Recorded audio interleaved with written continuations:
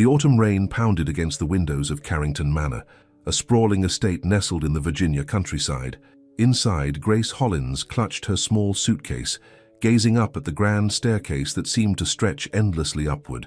At 25, she'd never seen such luxury, not in all her days growing up in Savannah. "This way, please," said Mrs. Winters, the stern-faced housekeeper who'd greeted Grace at the door. "Mr. Carrington doesn't like to be kept waiting."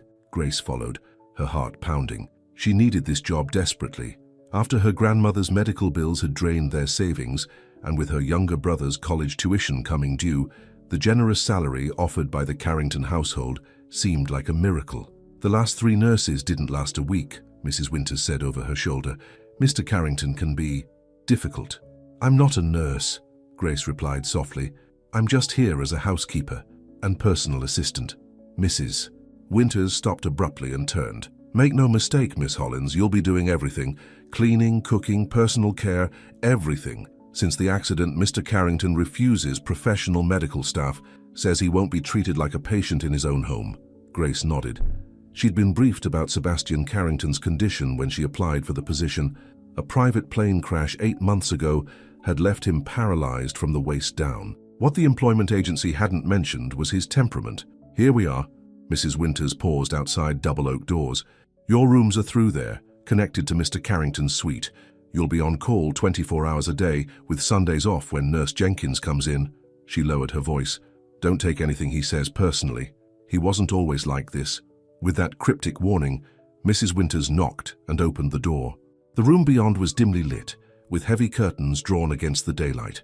It took Grace's eyes a moment to adjust, and when they did, she saw him. Sebastian Carrington sat in a wheelchair by the fireplace, his back to the door. Even seated, she could tell he was tall. His dark hair, slightly too long, brushed the collar of his expensive shirt. "The new girl is here, Mr. Carrington," Mrs. Winters announced. "Send her in and leave us," came the reply, his voice deep and cold. Mrs. Winters gave Grace an encouraging nod before departing, closing the door with a soft click that seemed to echo in the silent room.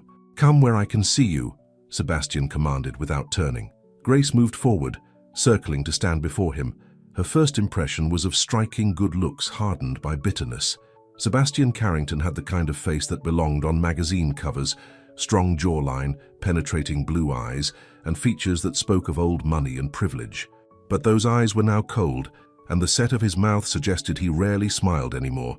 "Grace Hollins, sir," she introduced herself, extending her hand before realizing he wasn't looking at it. His gaze was fixed somewhere around her knees, deliberately avoiding eye contact. "Do you know what happened to me, Miss Hollins?" "Yes, sir.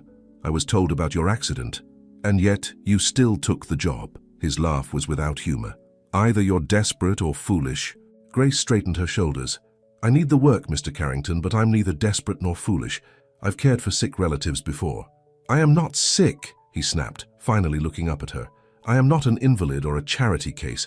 Is that clear?" "Crystal clear," she replied evenly. "I'm here to help with whatever you need, nothing more." Something flickered in his eyes. Surprise, perhaps, that she hadn't flinched at his tone.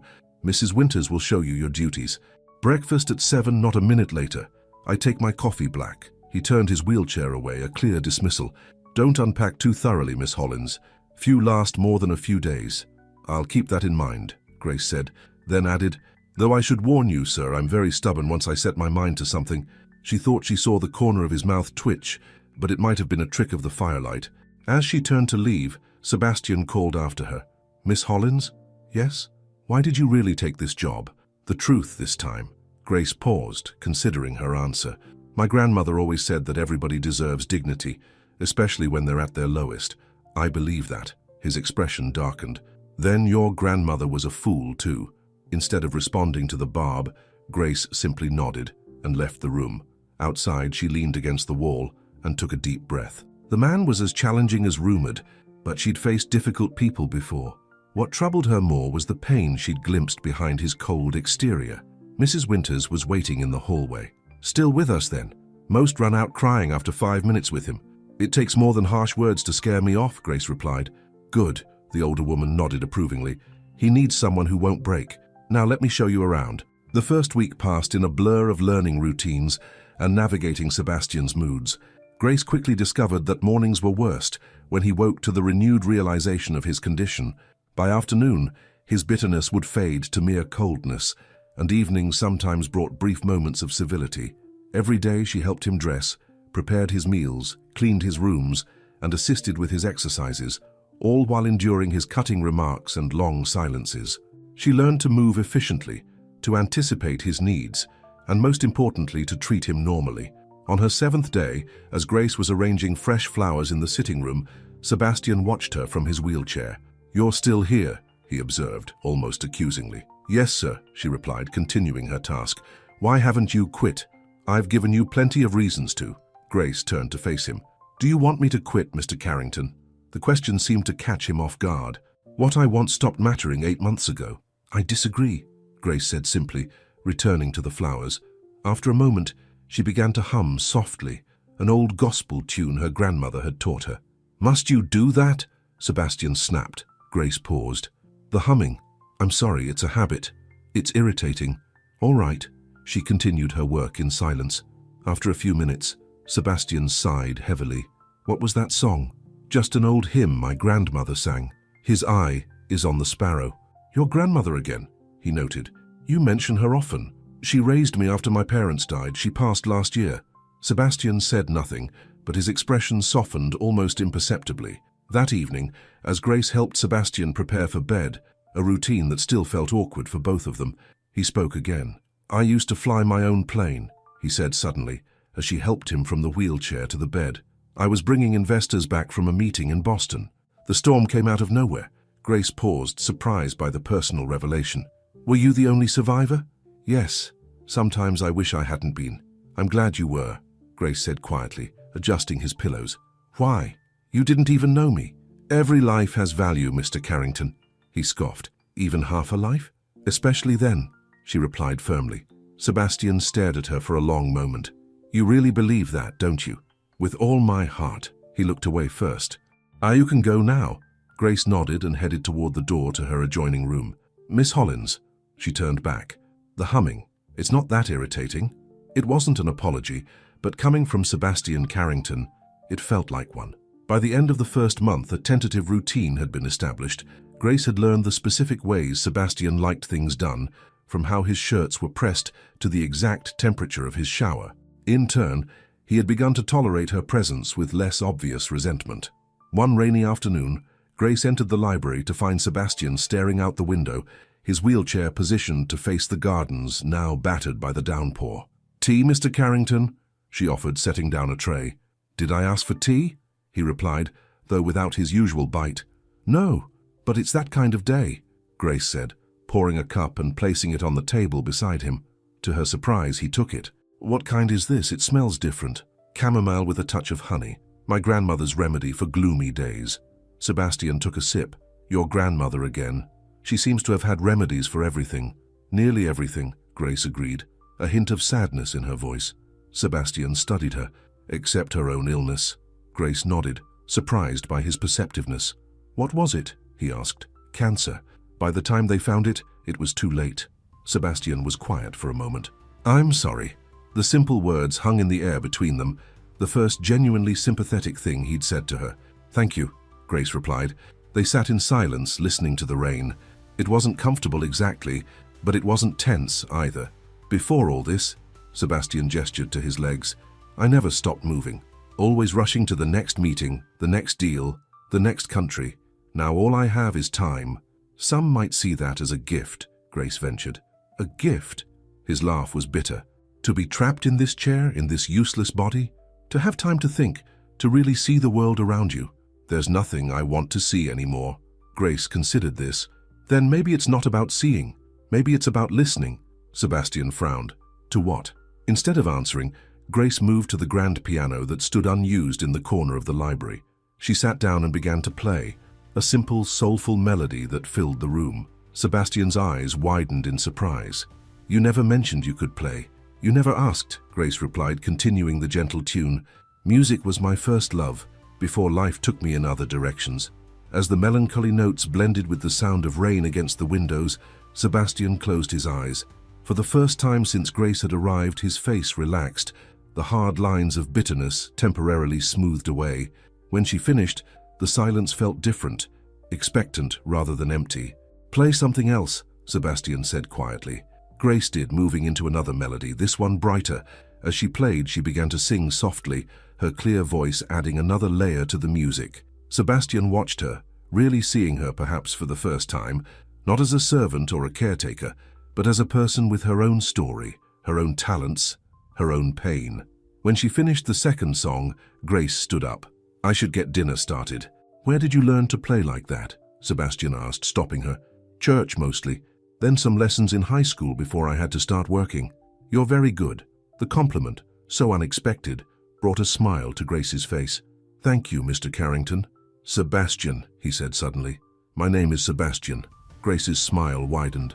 "Thank you, Sebastian."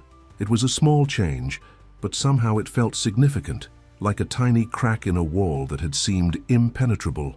As autumn deepened into winter, the grounds of Carrington Manor disappeared under a blanket of snow. Inside, a subtle shift was occurring. Sebastian's sharp edges were slowly wearing down, and Grace found herself looking forward to their interactions rather than bracing for them. One evening, as a blizzard raged outside, the power went out. Grace hurried to Sebastian's room with candles and extra blankets. "The generator should kick in soon," she said, setting candles around the room. Sebastian nodded, watching her move efficiently in the flickering light. "You're good in a crisis." "I've weathered a few storms in my time," Grace replied, throwing another log on the fire. "I meant it as a compliment." Grace paused. "2 compliments in 1 month? I'm not sure my heart can take the shock." To her amazement, Sebastian laughed, a genuine laugh that transformed his face completely. In that moment, she could see the man he must have been before the accident. "I deserved that," he admitted. "I haven't been easy to work for." "No," Grace agreed candidly. "You haven't." Sebastian's expression turned serious. "Why do you stay, Grace? And don't give me some line about needing the job. There are easier ways to earn a paycheck." Grace considered the question as she tucked a blanket around his legs, a gesture he no longer protested. "At first, it was about the money," she admitted. "My brother's in his 2nd year of college, and the bills keep coming.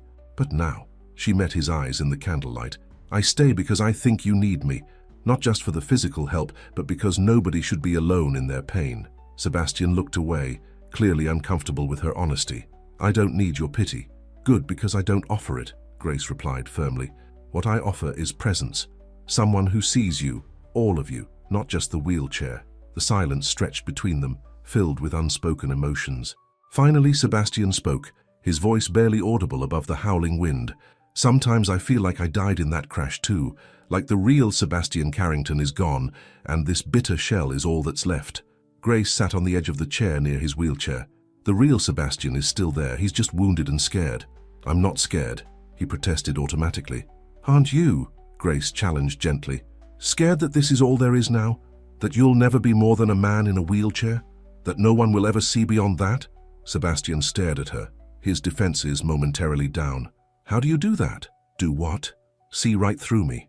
Grace smiled softly. "Because I look, Sebastian. I really look."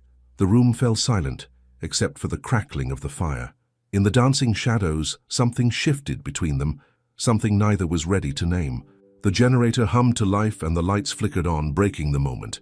"I should check the rest of the house," Grace said, standing. Sebastian caught her hand as she passed. "Thank you. For the blankets, for seeing me," he said simply. Grace squeezed his hand before slipping away, her heart beating a little faster than normal. December brought holiday decorations to Carrington Manor, despite Sebastian's initial protests. Grace insisted that the house needed some Christmas spirit, and to everyone's surprise, he eventually relented. One morning, Grace found Sebastian in his study, staring at a photograph. When she entered with his breakfast tray, he quickly put it away, but not before she glimpsed a beautiful blonde woman. "Who is she?" Grace asked, setting down the tray. Sebastian hesitated, then pulled the photo back out. "Olivia Chambers, my fiancée, or she was before the accident." Grace studied the glamorous woman in the picture. "What happened?" "She couldn't handle it," Sebastian said flatly. "The wheelchair, the medical care, the fact that I might never walk again. She stuck around for the first month, making appropriate sympathetic noises for the press. Then she took a needed break that never ended." "I'm sorry," Grace said sincerely. "That must have hurt terribly." "It was a wake-up call," Sebastian replied, his voice hardening. A reminder that people only value you for what you can do for them. When that changes, so do their feelings. Not everyone is like that, aren't they? Sebastian challenged. Would you be here if I wasn't paying you? The question stung, but Grace answered honestly. I came because of the money. I stay for different reasons now. Sebastian looked skeptical. Such as, I care what happens to you, Grace admitted. I care that you're eating well, sleeping better, that you smiled yesterday when I brought in that ridiculous Santa hat. Those things matter to me. Sebastian seemed taken aback by her candor. Why would they matter to you? Because people matter, Sebastian. Connection matters. She gestured to the photo. Olivia left because she couldn't see past her own disappointment. She couldn't see that you're still you. And you can? His tone was challenging, but his eyes were vulnerable. Yes, Grace said simply. I can. Their gazes held for a long moment before Sebastian looked away. The eggs are getting cold. Grace recognized the deflection, but didn't push. As she turned to leave, Sebastian spoke again. Would you play something on the piano later? The request tentatively offered made Grace smile. Of course. That evening, Grace played Christmas carols while Sebastian listened, occasionally humming along when he thought she wouldn't notice. It was the most peaceful either had felt in a long time.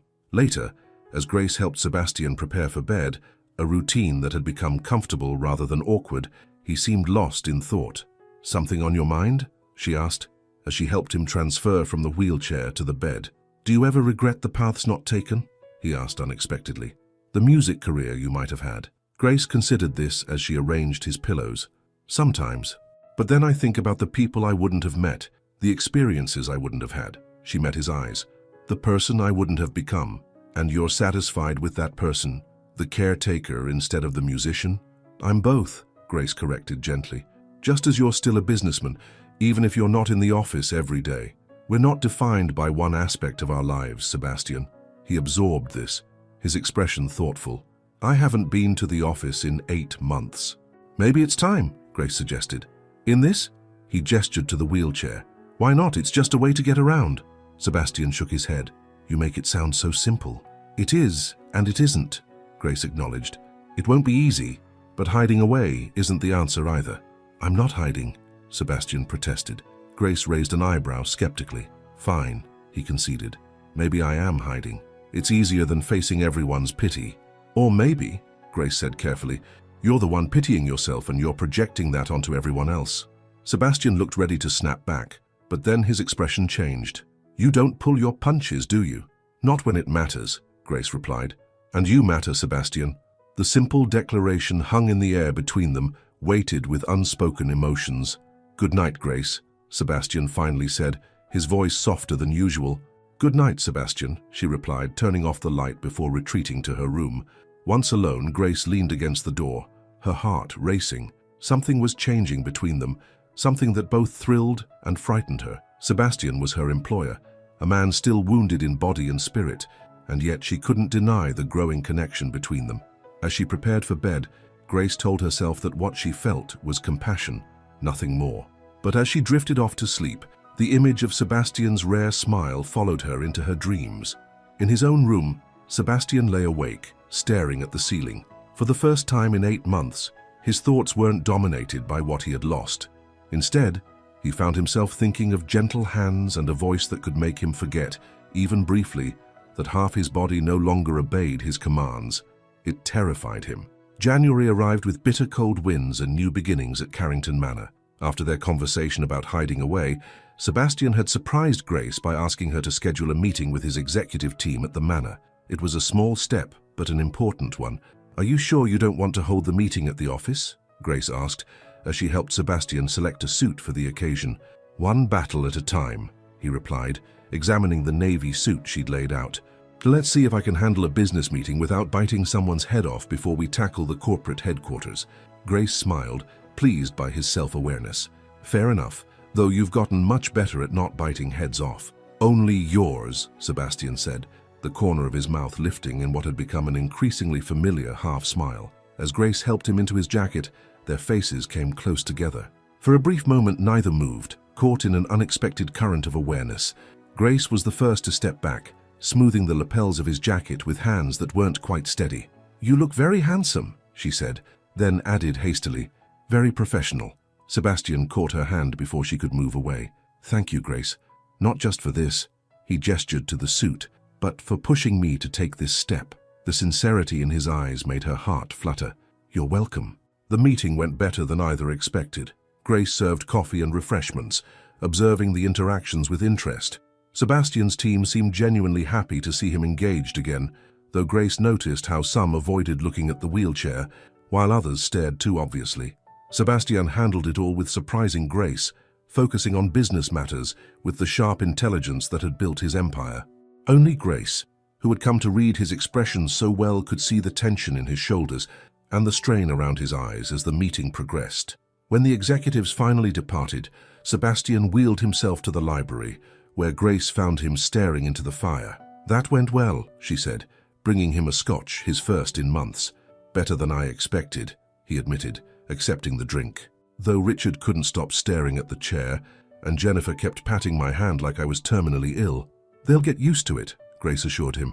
Will they? Sebastian took a sip of his scotch. Because sometimes I'm not sure I ever will. Grace sat in the chair across from him. Can I ask you something personal? When has that ever stopped you before? Sebastian replied, but his tone was teasing rather than biting. What do you miss most? About before, I mean. Sebastian was quiet for so long that Grace thought he might not answer. Finally, he spoke, his voice low. Freedom. The ability to just go. To walk on the beach. To climb stairs without thinking about it. To dance. He trailed off, then added softly, I was a good dancer. I bet you were, Grace said, trying to picture it. Sebastian studied her for a moment. What about you? What do you miss? The question caught her off guard. Me? Yes, you, Sebastian insisted. I've given up a lot to be here. Normal hours, dating, a social life. Grace considered this. I miss my brother. He's at college in Atlanta, and I only see him on holidays now. And sometimes I miss playing piano for an audience larger than one, she added with a small smile. You could have a music career, you know, Sebastian said seriously. You're talented enough. Maybe in another life, Grace replied. This one took a different turn. Because of your grandmother's medical bills? Grace nodded. And Tommy's tuition, he's studying engineering, first in our family to go to college. You're very proud of him. I am, Grace agreed. He's going to have the opportunities I never did. Sebastian watched her, his expression unreadable. You've sacrificed a lot for your family. It's not sacrifice when you do it out of love, Grace said simply. Sebastian looked away, but not before Grace saw something flicker in his eyes, a mixture of admiration and something deeper that made her breath catch. Would you play something? He asked, changing the subject. Something new. Grace moved to the piano, relieved by the return to familiar territory. As she played, she felt Sebastian's eyes on her, and for the first time, she wondered what it might be like if things were different, if he weren't her employer and she weren't his caretaker. The thought was both thrilling and frightening. The following week brought a breakthrough that changed everything. Sebastian had been working with a physical therapist twice weekly, but progress had been minimal, partly due to his own reluctance to push himself. One afternoon, Grace entered his room to find him attempting to pull himself from the wheelchair to the bed without assistance, his face contorted with effort. Sebastian, wait, let me help you. No, he said through gritted teeth. I need to do this. Grace stood back, watching anxiously as he struggled. Just as it seemed he would fall, his arms trembled violently, and then, success. He managed to transfer himself to the edge of the bed, collapsing back against the pillows in exhaustion. You did it! Grace exclaimed, clapping her hands together. Sebastian lay there, breathing hard, sweat beading on his forehead. Then, unexpectedly, he smiled, a full, genuine smile that transformed his face. I did it. Impulsively, Grace sat beside him and grabbed his hand. I'm so proud of you. Sebastian squeezed her hand tightly, his blue eyes bright with something she hadn't seen before. Hope. Dr. Matthews said yesterday that there might be some nerve regeneration happening, he confessed. He couldn't promise anything, but it's possible you might regain some function, Grace finished, understanding dawning. Oh, Sebastian, that's wonderful news. Why didn't you tell me? I didn't want to get your hopes up, or mine, he admitted. After so many months of nothing, it seemed too good to be true. But now, I just transferred myself without help, for the first time since the accident, Sebastian said, his voice thick with emotion. Maybe miracles do happen. Without thinking, Grace reached out and brushed a strand of hair from his forehead. The gesture was intimate, crossing a line they had both been careful to maintain. Sebastian caught her wrist gently, keeping her hand near his face. "Grace," he whispered, her name a question and an answer all at once. The air between them seemed to vibrate with unspoken feelings. For a breathless moment, Grace thought he might pull her closer. Instead, the sharp ring of the doorbell broke the spell. Grace pulled back, her cheeks flushing. "I should see who that is." "Yes," Sebastian agreed, looking equally flustered. "You should." Grace hurried downstairs, her mind spinning. What had just happened? What had almost happened? And why was her heart still racing? Mrs. Winters was already at the door, speaking with a delivery man who held an enormous bouquet of roses. "Delivery for Mr. Carrington," the man said, handing over the flowers and a small envelope. "Thank you," Grace said, taking them. "I'll make sure he gets these." Once the door closed, Mrs. Winters raised an eyebrow. "Seems rather extravagant for a business associate." "I'll take them up," Grace said, avoiding the implied question. Back upstairs, Sebastian had composed himself and returned to his wheelchair. When Grace entered with the flowers, his eyebrows shot up in surprise. "Secret admirer?" Grace asked lightly, setting the bouquet on the table. "Not that I'm aware of," Sebastian replied, reaching for the envelope. Grace busied herself arranging the roses, trying not to watch as Sebastian read the card. When she heard his sharp intake of breath, she turned. Sebastian's face had gone pale, his expression a mixture of shock and something else, something that made Grace's stomach tighten with apprehension. "Sebastian, what is it?" He handed her the card wordlessly. In elegant handwriting it read, "8 months is long enough for both of us to think. I'm coming home, darling. We can put this unfortunate chapter behind us. All my love, Olivia." Grace felt as if the floor had dropped out from under her. "Olivia, your ex-fiancé?" "Apparently not so ex in her mind," Sebastian said, his voice strangely flat. "Are you happy about this?" Grace asked carefully, hating the question but needing to know. Sebastian looked up at her, conflict clear in his eyes. "I don't know. 8 months ago, I would have given anything to have her come back. Now," he didn't finish the thought, but his gaze lingered on Grace's face in a way that made her heart both soar and sink. Whatever had been building between them had just become infinitely more complicated. "When is she coming?" Grace asked, forcing practicality into her voice. Sebastian glanced at the card again. "Tomorrow afternoon. I'll make sure the guest room is prepared," Grace said, her professional mask slipping back into place like armor. "Grace," Sebastian began, but she cut him off. "It's fine, Sebastian. She was your fiancée. Of course you'd want to see her again." "That's not what I should get dinner started," Grace interrupted, needing to escape before her emotions betrayed her. "And I'll need to adjust the menu for tomorrow to accommodate our guest." She left quickly, not trusting herself to maintain her composure any longer. In the hallway she paused, leaning against the wall as reality crashed down around her. What had she been thinking? Sebastian Carrington was a billionaire from a world of privilege and power. She was his employee, a woman from modest means who had taken the job out of financial necessity. Whatever moments they had shared, whatever connection had been growing between them, it had been a fantasy, nothing more. And now Olivia was returning to claim her rightful place. Olivia Chambers arrived the next day in a flurry of designer luggage and expensive perfume. Grace watched from the upstairs window as the sleek black town car pulled up to the front entrance. The woman who emerged was exactly as Grace had imagined from the photograph. Tall, blonde, and impeccably dressed in a cream-colored suit that probably cost more than Grace earned in a month. Grace's stomach knotted as she observed Sebastian waiting in the foyer, sitting straighter in his wheelchair than usual, his hair freshly trimmed and his expression guarded. From her vantage point, Grace could see the moment Olivia laid eyes on Sebastian. There was a barely perceptible hesitation, a flicker of something, discomfort, pity, before her perfectly made-up face arranged itself into a smile of practiced warmth. "Darling."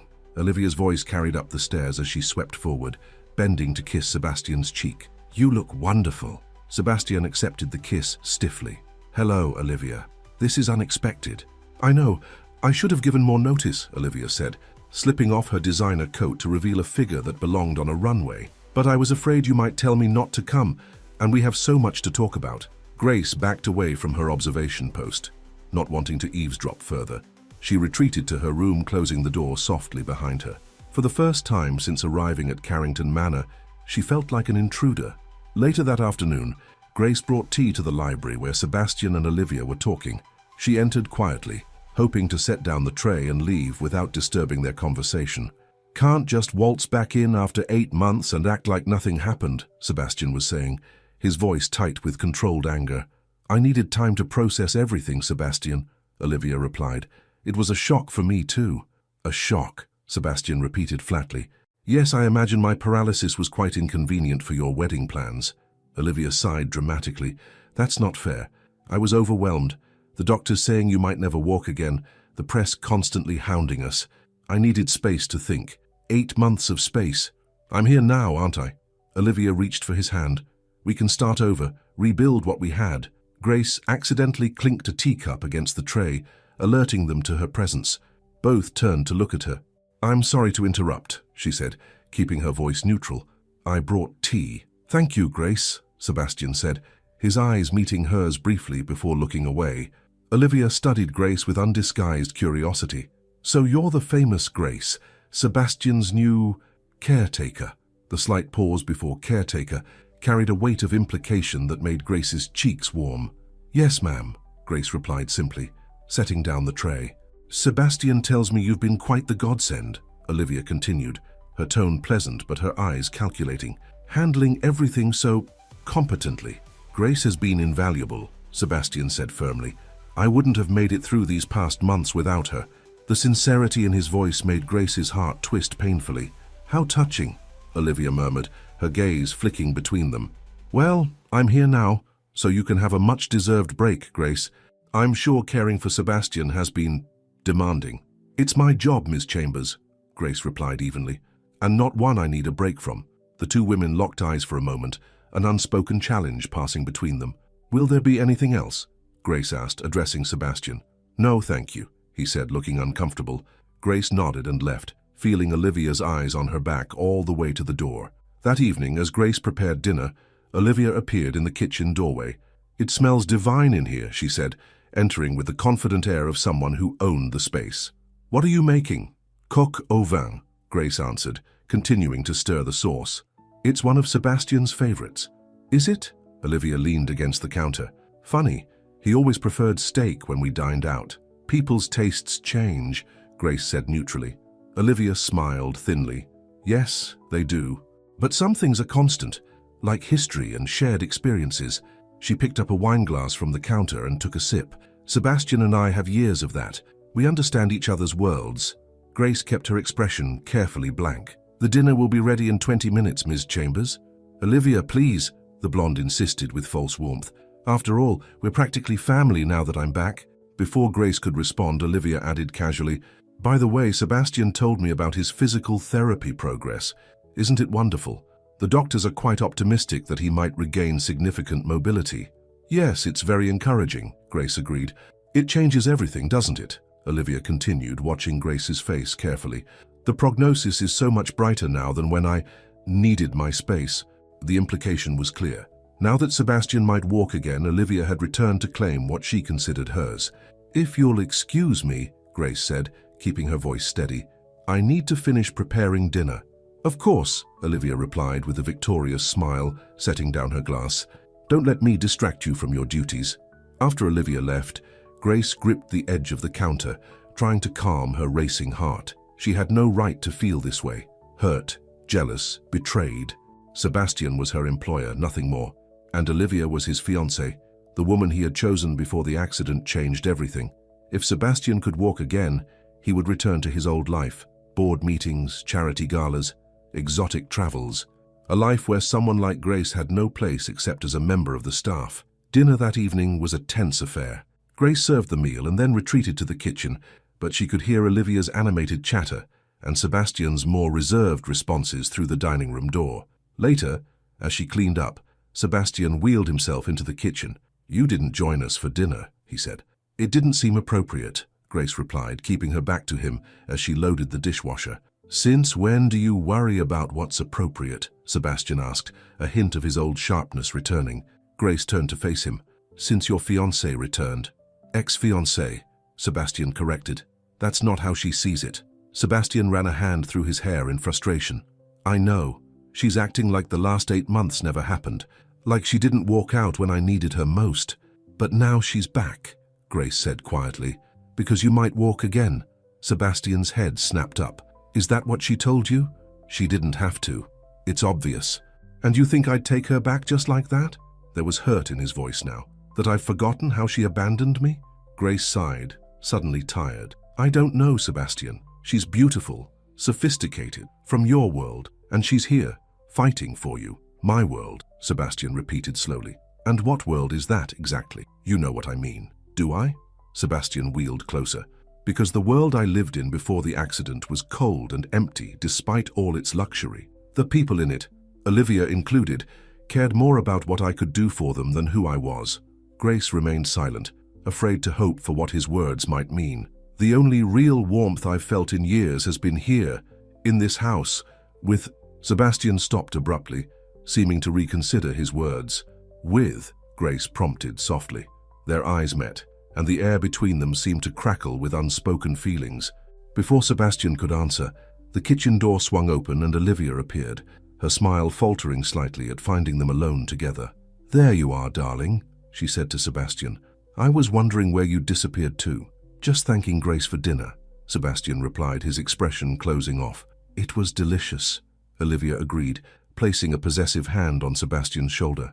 But you must be exhausted after all your therapy today. Why don't I help you upstairs? Sebastian hesitated, looking at Grace.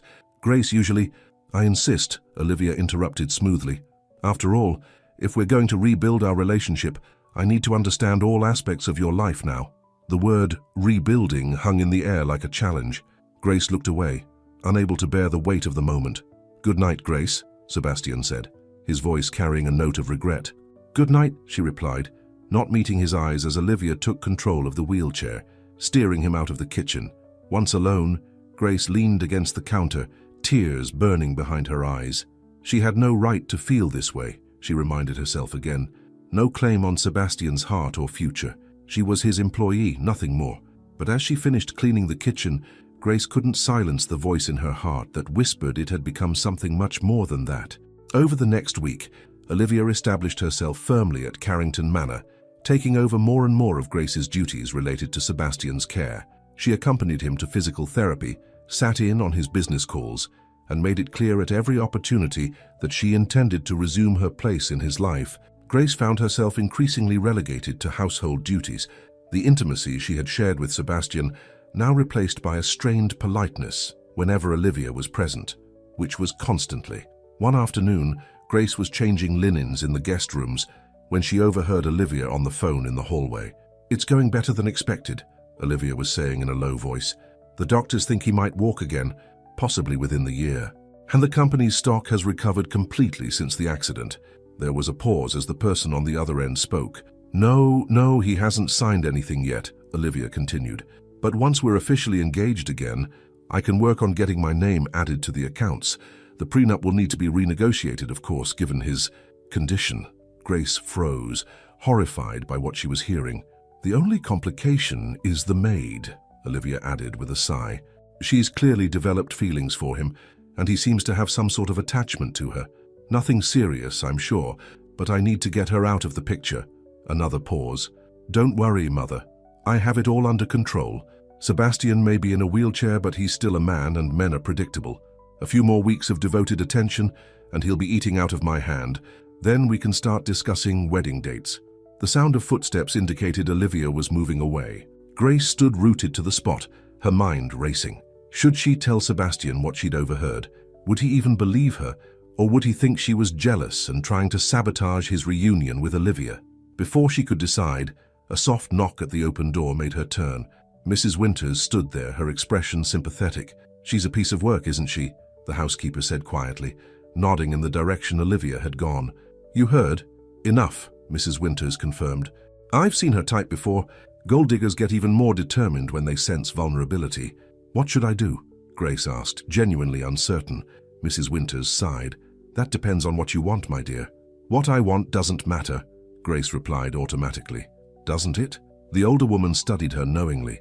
I've watched you with Mr. Carrington these past months. What's grown between you two is real, whether either of you wants to admit it or not. Grace shook her head. It's complicated.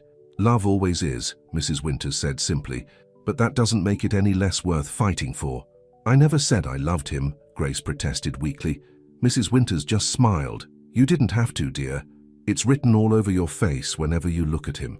With that, she patted Grace's arm and continued down the hallway, leaving Grace with her thoughts. That evening, Sebastian asked Grace to play the piano after dinner, something she hadn't done since Olivia's arrival. Olivia's smile tightened slightly at the request, but she made a show of enthusiasm. Yes, Sebastian has told me what a talented musician you are, Grace, she said sweetly. I'd love to hear you play. In the library, Grace sat at the piano, letting her fingers find the keys. She began with a gentle melody, one she had played for Sebastian many times during their evenings together. As she played, she felt his eyes on her, and despite her resolve to keep her emotions in check, she found herself pouring her heart into the music. When she finished, there was a moment of silence before Olivia's polite applause broke the spell. That was lovely, Olivia said, her smile not reaching her eyes. Almost professional quality. You know, Sebastian, we should consider having a charity concert for the foundation. We could hire real musicians, make it a gala event. It would be perfect for your first public appearance since the accident. Real musicians, Sebastian repeated, his tone dangerously quiet. As opposed to Grace, you mean? Olivia laughed lightly. Oh, darling, you know what I mean. Grace plays beautifully for an amateur, but a charity gala requires professionals. Grace is as talented as any professional I've heard, Sebastian said firmly, and I've attended more concerts than I can count. Grace sat uncomfortably at the piano, wishing she could disappear. Of course she is, Olivia backtracked smoothly. I simply meant that for a major fundraiser, we would want a full orchestra or ensemble, something grand to mark your return to society. Sebastian's jaw tightened, but he didn't pursue the argument. Instead, he turned to Grace. Would you play something else? That piece you were working on last week? Before Grace could respond, Olivia interjected, Actually, darling, I thought we might discuss the renovation plans for the East Wing tonight. I've been thinking about how to make it more accessible for you, and I have some wonderful ideas. The presumption that she had any say in Sebastian's home grated on Grace's nerves, but she kept her expression neutral as she stood from the piano. I should finish the laundry anyway, she said quietly. Good night. Grace, Sebastian began, but Olivia was already launching into her renovation ideas, effectively cutting him off. Grace slipped out of the library, her heart heavy. It was becoming increasingly clear that there was no place for her in Sebastian's life with Olivia in it. Perhaps it was time to consider moving on before witnessing their reconciliation broke her heart completely. In her room that night, Grace wrote a letter to her brother Tommy, pouring out her confusion and pain without explicitly naming Sebastian or the situation. Writing had always helped her clarify her thoughts, and by the time she finished, she had made a decision. If Sebastian chose to reunite with Olivia, Grace would hand in her resignation. It would hurt too much to stay and watch them build a life together, knowing what might have been. But first, she needed to know for certain what Sebastian wanted, and for that she would have to find the courage to speak her heart. The opportunity came sooner than expected. The next morning, Grace was in the greenhouse tending to the plants when Sebastian wheeled himself in, alone for the first time in days.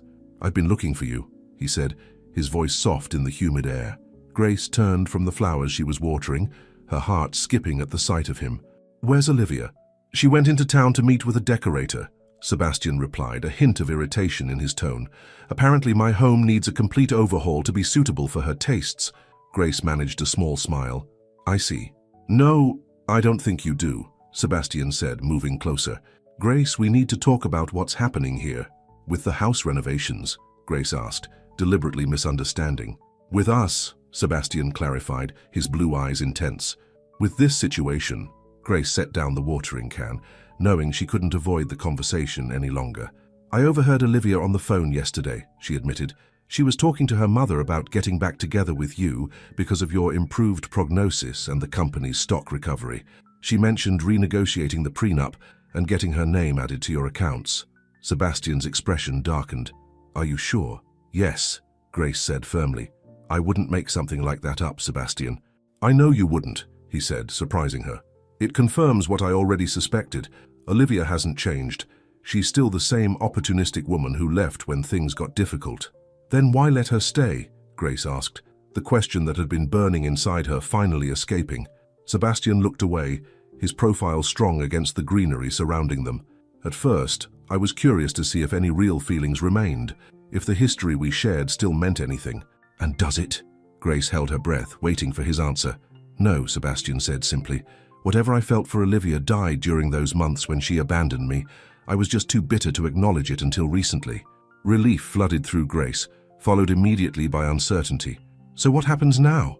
Sebastian wheeled closer until he was directly in front of her. That depends on you, Grace. On me, she repeated, confused. Yes, Sebastian reached for her hand, holding it gently between both of his. Because somewhere between your stubborn refusal to let me wallow in self-pity and those nights when you played piano for me alone, something changed. I changed. Grace's heart pounded so loudly she was sure he must hear it. Sebastian, let me finish, he said softly. I need to say this while I have the courage. When I look at my life now, I can divide it into 3 parts. Before the accident, the dark months after, and since you came. And it's only in this last part that I've felt truly alive, truly seen for who I am. Tears pricked at Grace's eyes. I've only treated you like a person, not a condition. Exactly. Sebastian's voice was thick with emotion. You've never pitied me or tried to fix me. You've challenged me, supported me, made me laugh when I thought I'd forgotten how. He paused, seeming to gather his thoughts. I don't know what the future holds, Grace. I don't know if I'll walk again or remain in this chair, but I do know that I want you in that future, whatever it looks like. Grace felt a tear slip down her cheek. What are you saying, Sebastian? I'm saying that I've fallen in love with you, he confessed, his eyes never leaving hers. Not because you take care of me, but because of who you are. Your strength, your kindness, your music, your unwavering spirit. I love you, Grace Hollins, and I'm terrified that you don't feel the same way. For a moment, Grace couldn't speak past the emotion clogging her throat. Finally, she managed to whisper, I do feel the same way. I've tried not to. Tried to remember my place, but I can't help it. I love you too. Sebastian's face transformed with joy. He tugged gently on her hand, pulling her down until she was kneeling before his chair, their faces level. Say it again, he requested, his voice a reverent whisper. I love you, Sebastian Carrington, Grace repeated, her voice stronger now. Chair or no chair, money or no money, I love you. Sebastian cupped her face in his hands, his touch infinitely tender. I never thought I'd hear those words and believe them again. Believe them, Grace assured him. They're the truest thing I know. Slowly, giving her time to pull away if she wanted, Sebastian leaned forward and pressed his lips to hers. The kiss was gentle at first, tentative, but quickly deepened as months of unspoken longing poured out between them. When they finally broke apart, both breathing heavily, Sebastian rested his forehead against hers. That was worth waiting for, he murmured. Grace laughed softly, joy bubbling up inside her. Yes, it was. What is going on here? The shrill voice shattered their private moment. They turned to see Olivia standing in the greenhouse doorway, her face contorted with fury. I step out for a few hours and come back to find you kissing the help, she spat, storming toward them. Have you lost your mind, Sebastian? Grace started to rise, but Sebastian kept hold of her hand, keeping her close. I was just telling Grace that I love her, Sebastian said calmly, and asking her to consider a future with me. Olivia's perfectly made-up face twisted in disbelief. You can't be serious. Her, the maid. Her name is Grace, Sebastian corrected coldly, and yes, I'm entirely serious. This is absurd, Olivia scoffed. You're confused, darling. The accident, the medication, the stress. I've never been clearer about anything in my life, Sebastian interrupted. Grace has shown me what real love looks like. Not convenience, not social advantage, not financial gain. Just pure, honest love. Olivia's expression hardened. She's manipulated you, can't you see that? Taking advantage of your vulnerability. That's enough, Sebastian said, his voice suddenly commanding. The voice of the business leader who had built an empire. You're the one who's been manipulating Olivia. Did you think I wouldn't notice how you only returned after my prognosis improved? How you've been making calls to your mother about renegotiating the prenup? Olivia paled slightly. Who told you that? Her. She pointed accusingly at Grace. It doesn't matter who told me. What matters is that it's true, Sebastian said. I want you to leave, Olivia. Today. Now. You're making a terrible mistake, Olivia hissed, desperation creeping into her voice. What will people say? The great Sebastian Carrington throwing away a suitable match for a servant? Sebastian's grip on Grace's hand tightened. I don't care what people say. Not anymore. You'll regret this, Olivia warned, her voice cold with fury. Both of you. With that, she turned and stormed out of the greenhouse, leaving a stunned silence in her wake. After a moment, Grace found her voice. "Are you sure about this, Sebastian? She's right about one thing. People will talk." Sebastian cupped her cheek, turning her face back to his. "Let them talk. The only opinion that matters to me is yours." "And what about my job?" Grace asked, practicality asserting itself even in this emotional moment. "I can't be your caretaker and whatever this is." "You're right," Sebastian agreed, "which is why I've already spoken to Mrs. Winters about hiring a professional nurse for the medical aspects of my care." Grace's eyebrows rose in surprise. "You have?" Sebastian smiled somewhat sheepishly. "I may have been planning this conversation for a few days now, even before you knew how I felt. I hoped," he admitted, "and I wanted to make sure that when I told you how I felt, there would be no complications of employment between us." Grace shook her head in amazement. "You really have thought of everything." "Not everything," Sebastian said, suddenly serious again. "I can't promise you an easy road, Grace.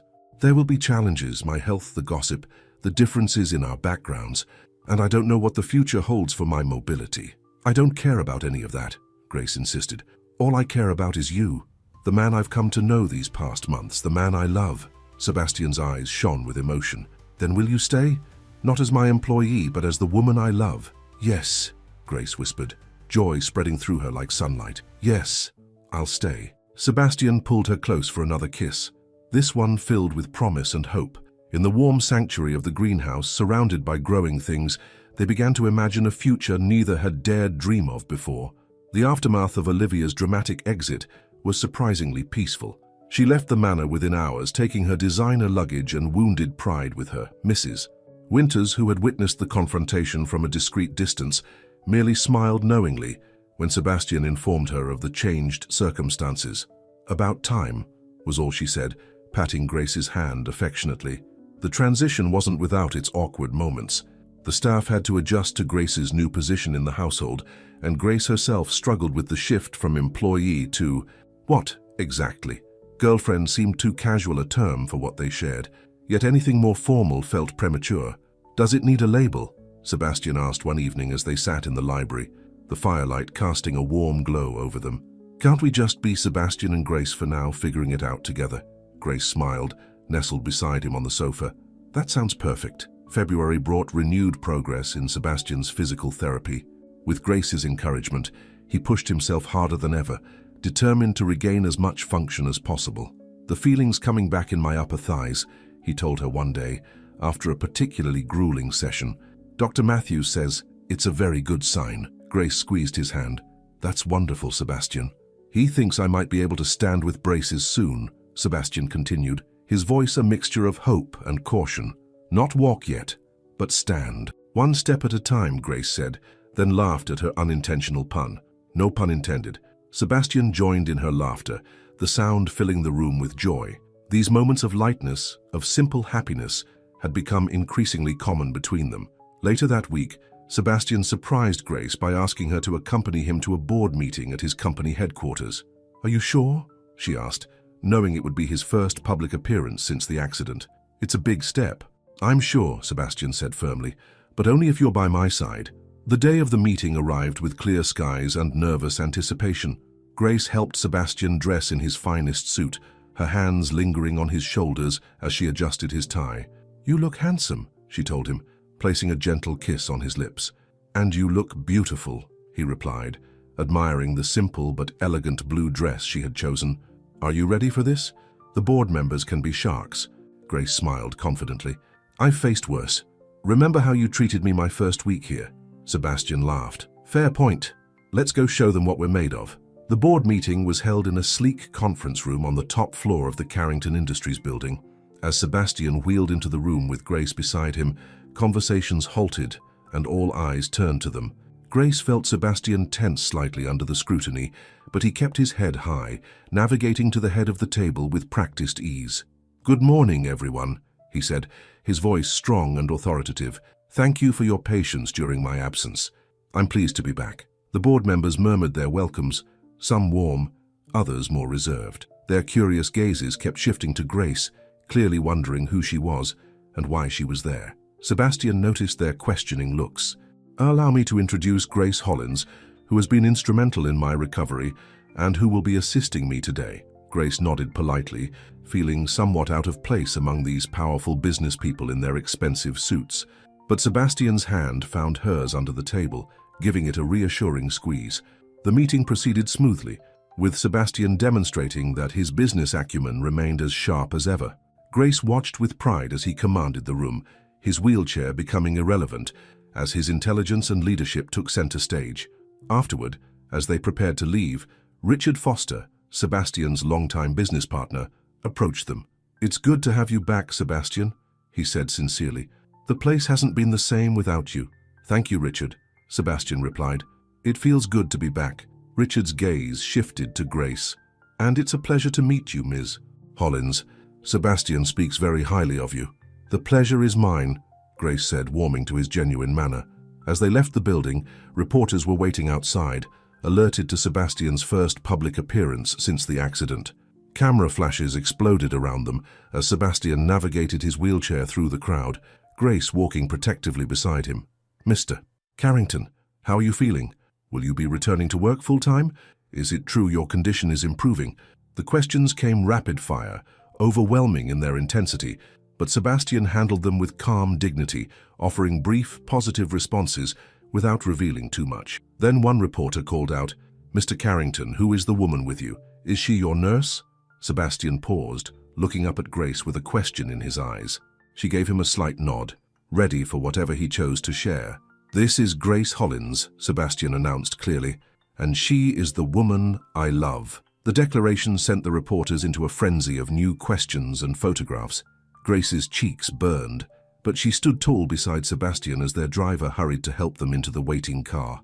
Once safely inside, Grace let out a breath she hadn't realized she was holding.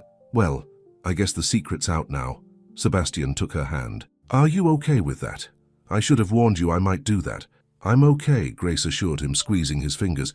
"Just processing. It's going to be in the papers tomorrow, isn't it?" "Probably," Sebastian admitted.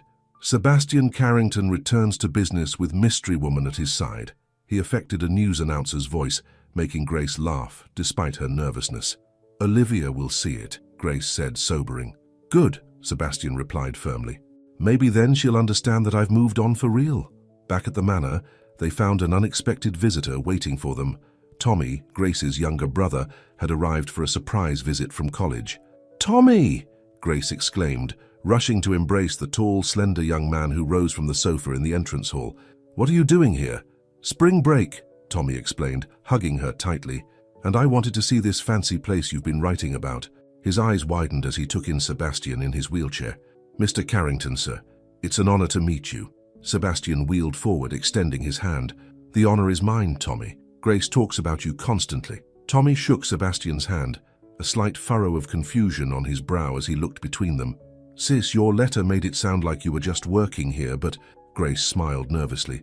"Things have developed since I wrote to you."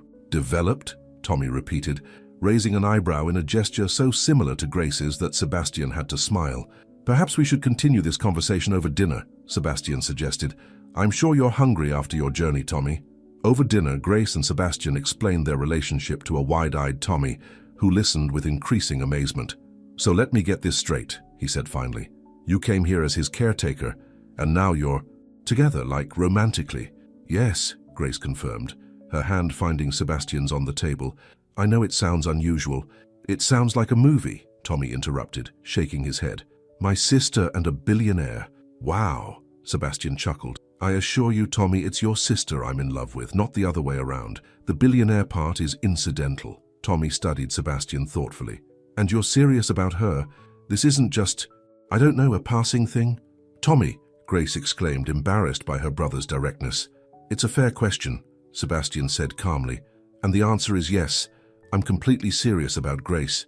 She saved me in more ways than I can explain, and I intend to spend however long she'll have me showing her how much she means to me." Tommy nodded slowly, seemingly satisfied.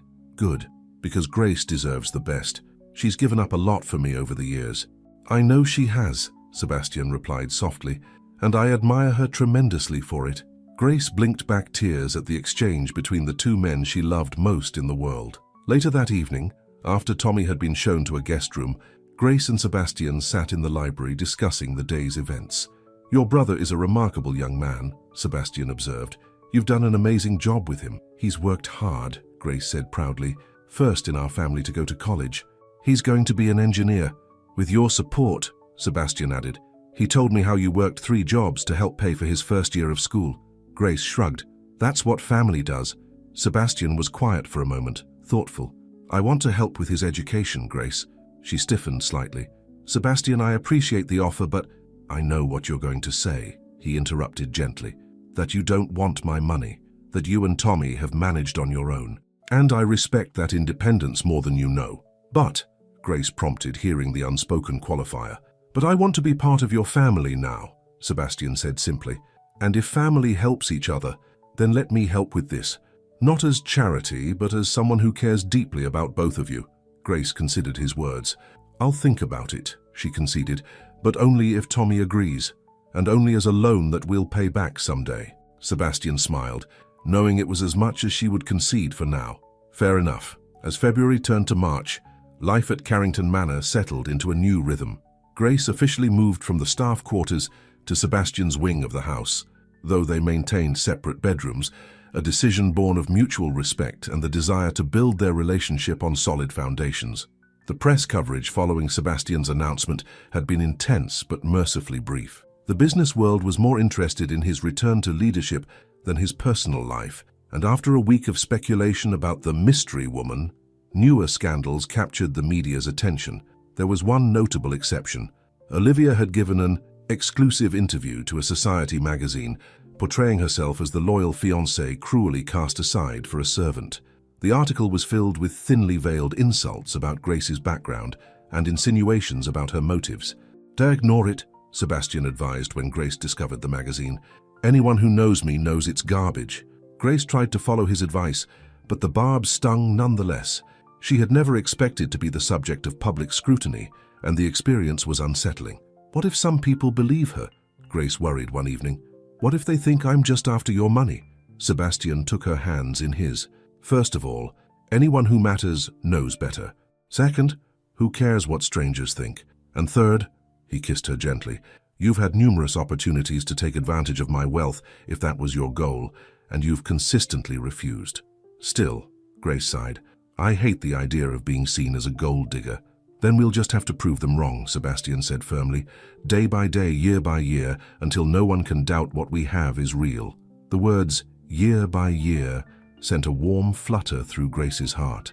It was the first time Sebastian had explicitly spoken of their future, in terms of years. March brought a medical breakthrough. After a session with a specialist from New York, Sebastian reported exciting news. "They've found a new treatment that might help," he told Grace, his eyes bright with cautious hope. "It combines specialized physical therapy with experimental nerve stimulation. The success rate is promising for cases like mine." Grace sat beside him, taking his hand. "That's wonderful. When can you start?" "That's the complicated part," Sebastian said, his expression sobering. "The treatment center is in Switzerland. I'd need to be there for at least 3 months." "Switzerland?" Grace repeated, her heart sinking. 3 months? Sebastian nodded. "It's the only place offering this particular protocol right now. Dr. Matthews says I'm an ideal candidate, but the window of opportunity is limited. I need to decide soon." "Then you should go," Grace said immediately, pushing aside her disappointment. "This could be your chance to walk again." Sebastian studied her face. "It would mean being apart. I can't ask you to put your life on hold for 3 months." "You're not asking," Grace pointed out. "I'm offering. You could come with me," Sebastian suggested. "We could make it work." Grace sighed. "Tommy's graduation is in May. I can't miss that. And I promised to help with his move to his summer internship in June." Sebastian nodded in understanding. "Family comes first. I respect that." He hesitated, then added, "But what if I delay until after Tommy's settled? We could go together in July." "And lose months of potential progress?" Grace shook her head. "No, Sebastian. This is too important to postpone. You should go as soon as they can take you." "And us?" Sebastian asked quietly. 3 months is a long time." Grace leaned forward, resting her forehead against his. "We'll manage. There's video calls, visits when possible, and it's only temporary." Sebastian cupped her face in his hands. "I love you, Grace Hollins. Do you know that?" "I do," she whispered. "And I love you too." The decision was made. Sebastian would travel to Switzerland for the treatment, while Grace would remain behind to fulfill her commitments to Tommy. They would reunite in July, hopefully with Sebastian standing on his own 2 feet to greet her. The night before Sebastian's departure, they sat together on the terrace, watching the stars emerge in the clear spring sky. A gentle breeze carried the scent of blooming flowers from the garden. "I have something for you," Sebastian said, reaching into his pocket. He withdrew a small velvet box. Grace's breath caught. "Sebastian, it's not an engagement ring," he assured her, opening the box to reveal a delicate silver pendant in the shape of a piano. "Not yet, anyway. That will come when I can kneel properly to ask the question." Grace laughed softly, tears pricking her eyes. "As if that matters to me." "It matters to me," Sebastian said seriously. "When I ask you to marry me, and I will, Grace, I want to do it right." He removed the necklace from the box. "This is a promise that no matter what happens in Switzerland, no matter what the treatment results are, I am coming back to you." Grace turned, lifting her hair so he could fasten the necklace around her neck. The silver pendant rested just above her heart. "It's beautiful," she whispered, touching it gently. "It reminded me of the first time I truly saw you," Sebastian explained, "when you played the piano that rainy afternoon. That was the moment something changed for me." Grace leaned against him, her head on his shoulder. "I remember. You looked at me differently after that.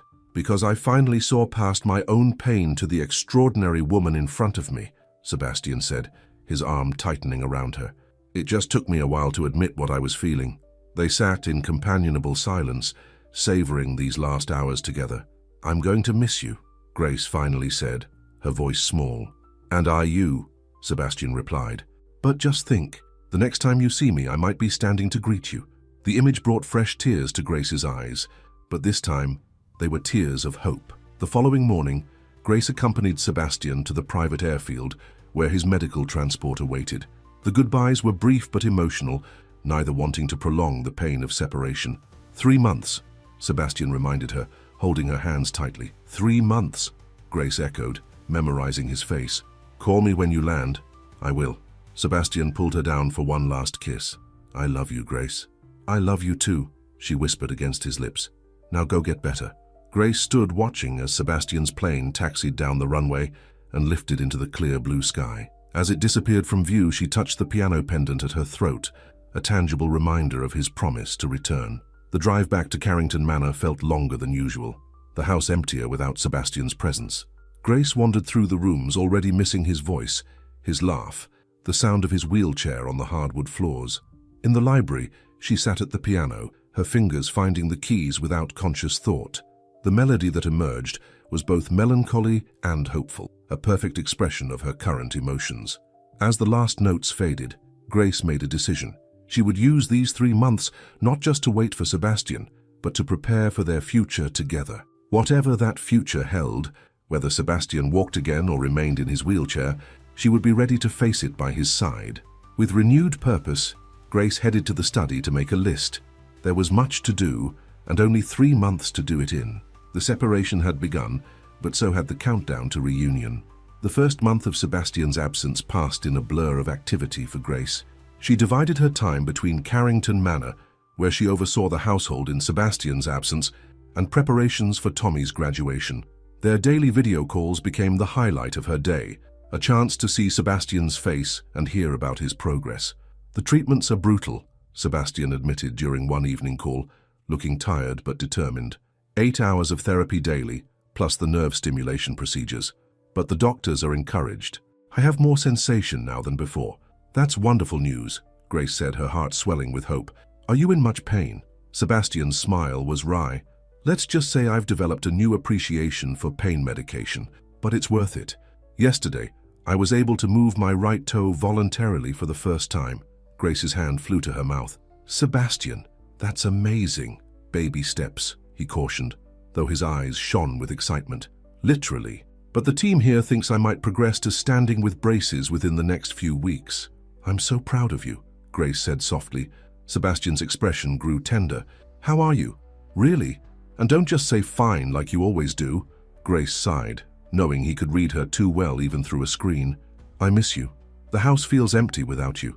But I'm keeping busy with Tommy's graduation preparations and other things." "Other things?" Sebastian raised an eyebrow. That sounds intriguing. Grace smiled mysteriously.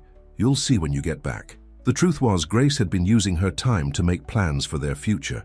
She had enrolled in online music education courses, determined to revive her own dreams alongside supporting Sebastian's recovery.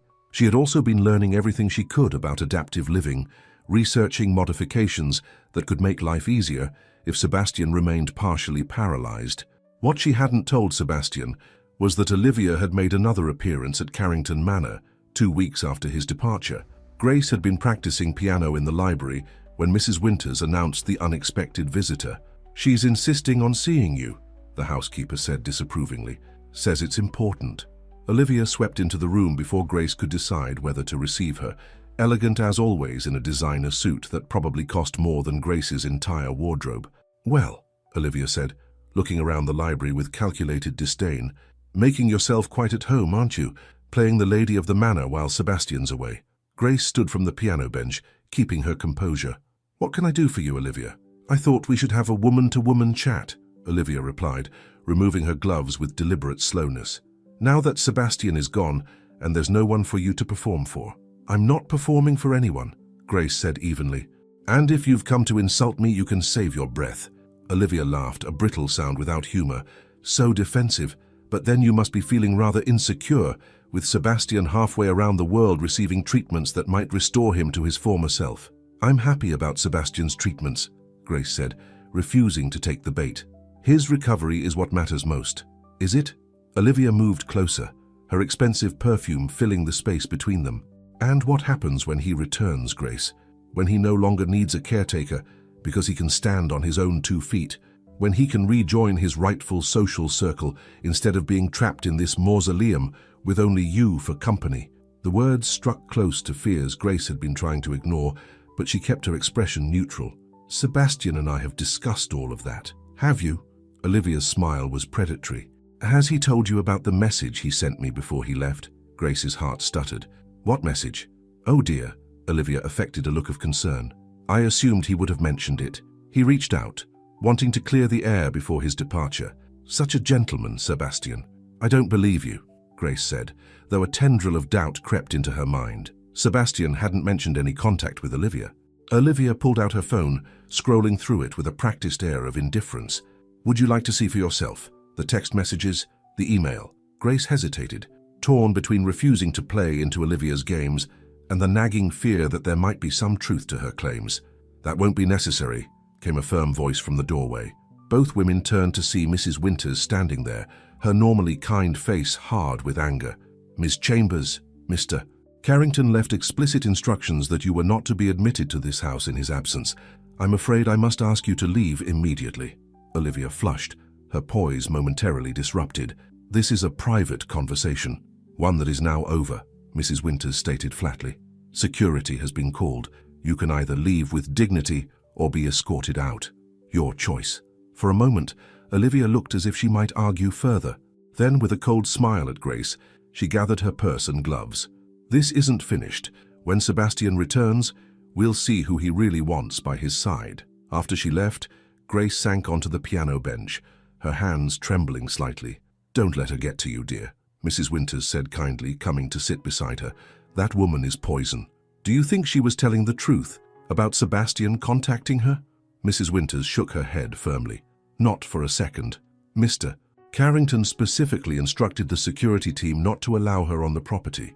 He foresaw she might try something like this while he was away. The confirmation eased Grace's fears, but Olivia's visit had awakened insecurities she'd been trying to suppress. What if Sebastian's feelings changed once he regained his mobility? What if, when no longer dependent on care, he realized their worlds were too different to bridge? Grace never mentioned Olivia's visit to Sebastian during their calls.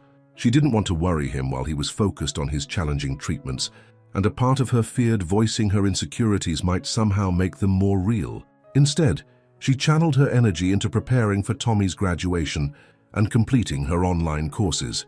The piano pendant Sebastian had given her became a talisman of sorts, a physical reminder of his promise when doubts crept in. Tommy's graduation in May was a proud day for both siblings. Grace watched with tears in her eyes as her little brother, now a poised young man, received his engineering degree with honors. "I couldn't have done it without you, Gracie," Tommy told her afterward, hugging her tightly. "Every late-night study session, every sacrifice you made, it all led to this moment." Grace brushed away a tear. "You did the hard work. I just provided occasional meals and moral support, and tuition and housing and—" Tommy began listing before Grace playfully swatted his arm. "Enough of that. Today is for celebrating you." Later, as they shared a celebratory dinner, Tommy broached a subject Grace had been avoiding. "Have you thought about what you'll do if Sebastian can walk again?" he asked. "Will you still have a place in his life?" Grace fiddled with her napkin. "We've talked about it. Our relationship isn't based on his condition, but it started because of it," Tommy pointed out gently. "You met because he needed care. That dynamic will change if he recovers." "I know," Grace admitted, "and sometimes that scares me. But then I remember how we look at each other, the conversations we have, the way we just fit together. That won't change whether he walks or uses a wheelchair." Tommy studied his sister's face. "You really love him, don't you?" "More than I thought possible," Grace confessed. "It snuck up on me.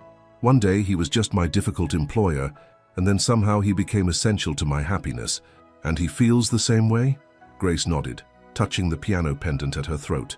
"He does. At least I believe he does." "Then hold on to that belief," Tommy advised, "and ignore anyone who tries to make you doubt it." The wisdom in her younger brother's words struck Grace deeply. Tommy was right. She needed to trust in what she and Sebastian had built together, regardless of the circumstances that had brought them together.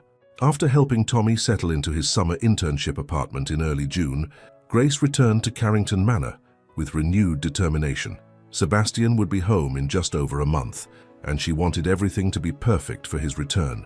Working closely with Mrs. Winters and the household staff, Grace oversaw renovations to make the manor more accessible: wider doorways, an elevator installation, ramps at key entrances, while still preserving the home's historic character. Whether Sebastian returned walking or in his wheelchair, she wanted him to have complete freedom within his own home. "Mr. Carrington will be pleased with these changes," Mrs. Winters observed as they reviewed the completed work, "especially since they benefit not just him but any guest with mobility challenges." Grace nodded, satisfied with the results. That was the goal: accessibility that feels natural, not medical. "You've done a remarkable job, dear," the housekeeper said warmly. "This house has never felt more like a home than it does with you here." The compliment touched Grace deeply.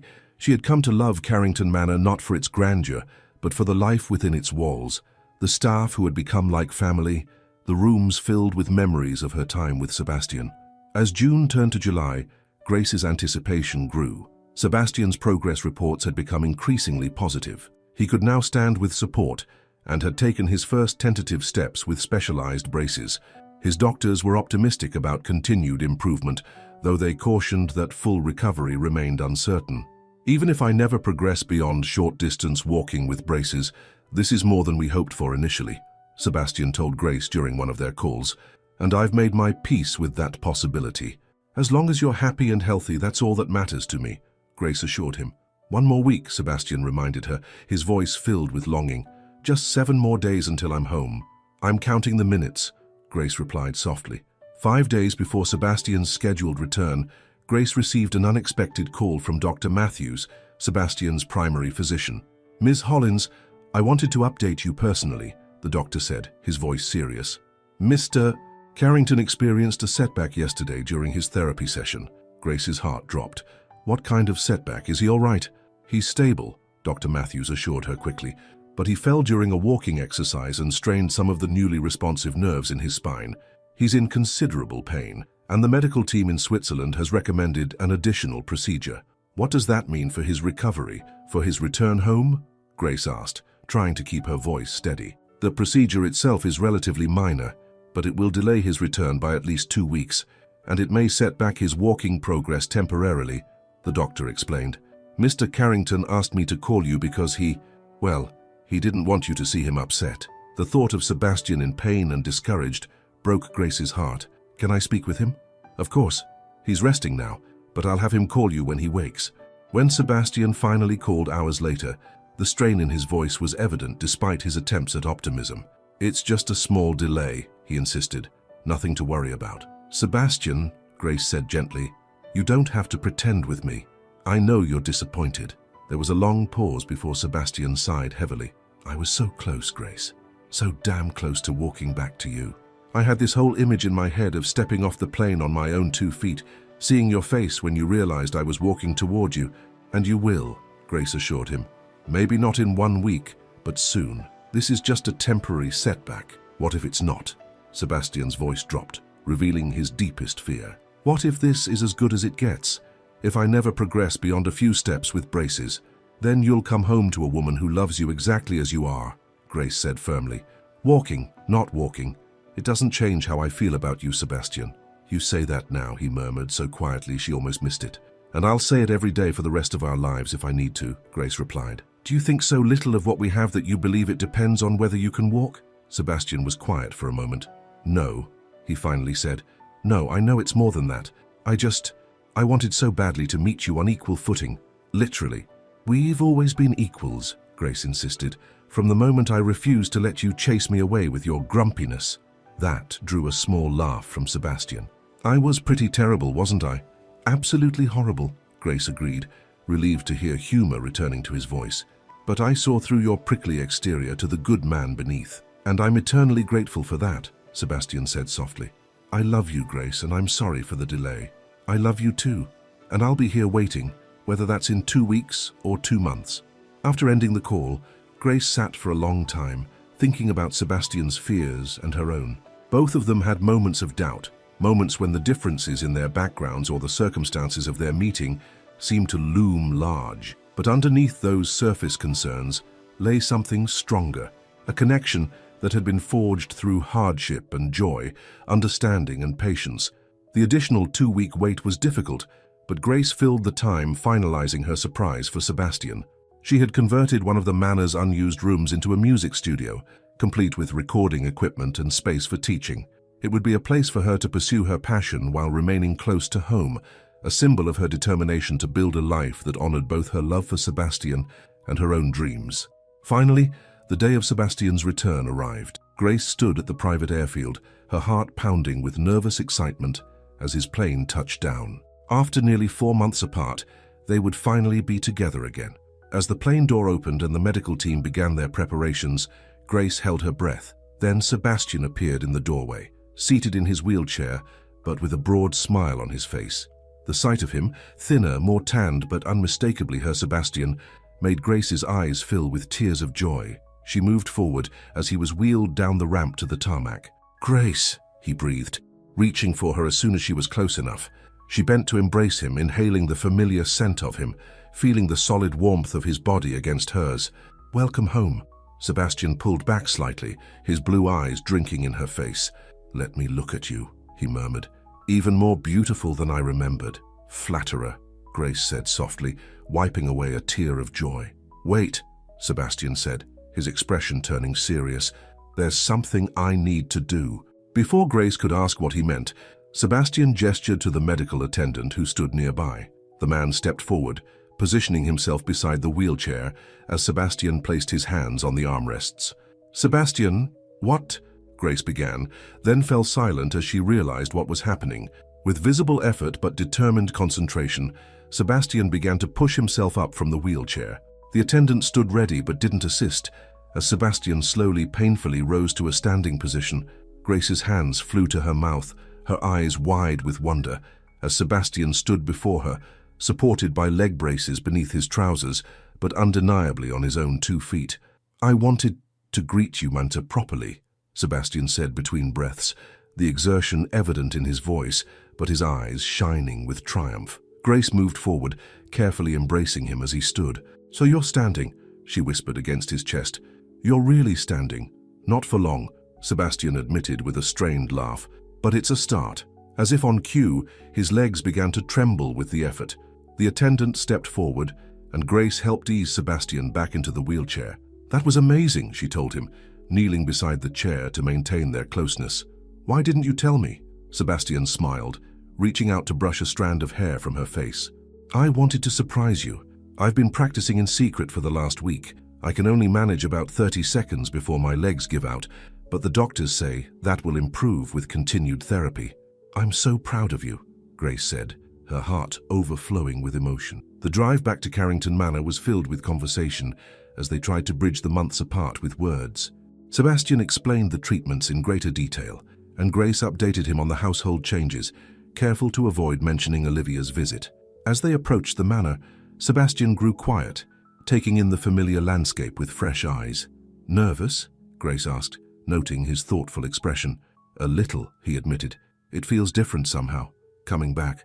Like I'm not quite the same person who left." "You're not," Grace agreed softly. "You're stronger now. In every way that matters." Sebastian squeezed her hand. "Having you here makes it easier. Coming home to you." When they arrived, the entire household staff had gathered to welcome Sebastian home. Mrs. Winters stepped forward first, her usual reserve softening as she greeted him warmly. "The house hasn't been the same without you, Mr. Carrington," she said, "though Ms. Hollins has kept us all in line." Sebastian smiled. "I have no doubt of that." After greeting everyone, Sebastian allowed himself to be wheeled inside, though Grace could tell from his expression that he was already calculating when he might attempt to navigate parts of the house on his own. "I have a surprise for you," Grace told him once they were alone in the library, their special place. "Another one? You've already renovated half the house while I was gone," Sebastian teased, referring to the accessibility modifications he'd noticed. "This is different," Grace said, a hint of nervousness in her voice. "It's more personal." She led him to what had once been a rarely used sitting room off the east wing. Opening the double doors, she revealed the music studio she had created, a beautiful space with natural light streaming through tall windows, a grand piano as its centerpiece, surrounded by recording equipment, comfortable seating, and acoustic treatments. Sebastian wheeled himself slowly into the room, taking in every detail with widening eyes. "Grace," he breathed, "what is all this?" "It's a music studio," she explained, watching his reaction carefully. "A place where I can teach, compose, record. I've been taking online courses in music education while you were away." "You're going to teach?" Sebastian asked, turning to look at her. Grace nodded. "I thought I might start with a few students, see where it leads. The courses have reminded me how much I love music, how much I've missed having it as a central part of my life." Sebastian was quiet for a moment, and Grace felt a flutter of uncertainty. "If you don't like the idea," she began. "Like it?" Sebastian interrupted, wheeling toward her and taking her hands. "Grace, I love it. This is exactly what I've hoped for, that you would pursue your own passions, build something that's just yours." Relief and happiness washed over her. "Really? You don't mind me converting the room?" "Mind?" Sebastian laughed. "I want you to convert 10 more rooms if that's what you need. This house should reflect both of us, not just me." The simple statement, the implicit acknowledgement that the manor was now their shared home, filled Grace with joy. "There's something else," she said, moving to a small desk in the corner. From a drawer, she withdrew a folder and handed it to Sebastian. Inside were the details of a scholarship program she had designed, one that would provide musical education to talented students from underprivileged backgrounds like her own. "The Grace Hollins Music Foundation," Sebastian read aloud, his voice soft with understanding. "You created a foundation?" "With your lawyer's help," Grace confirmed.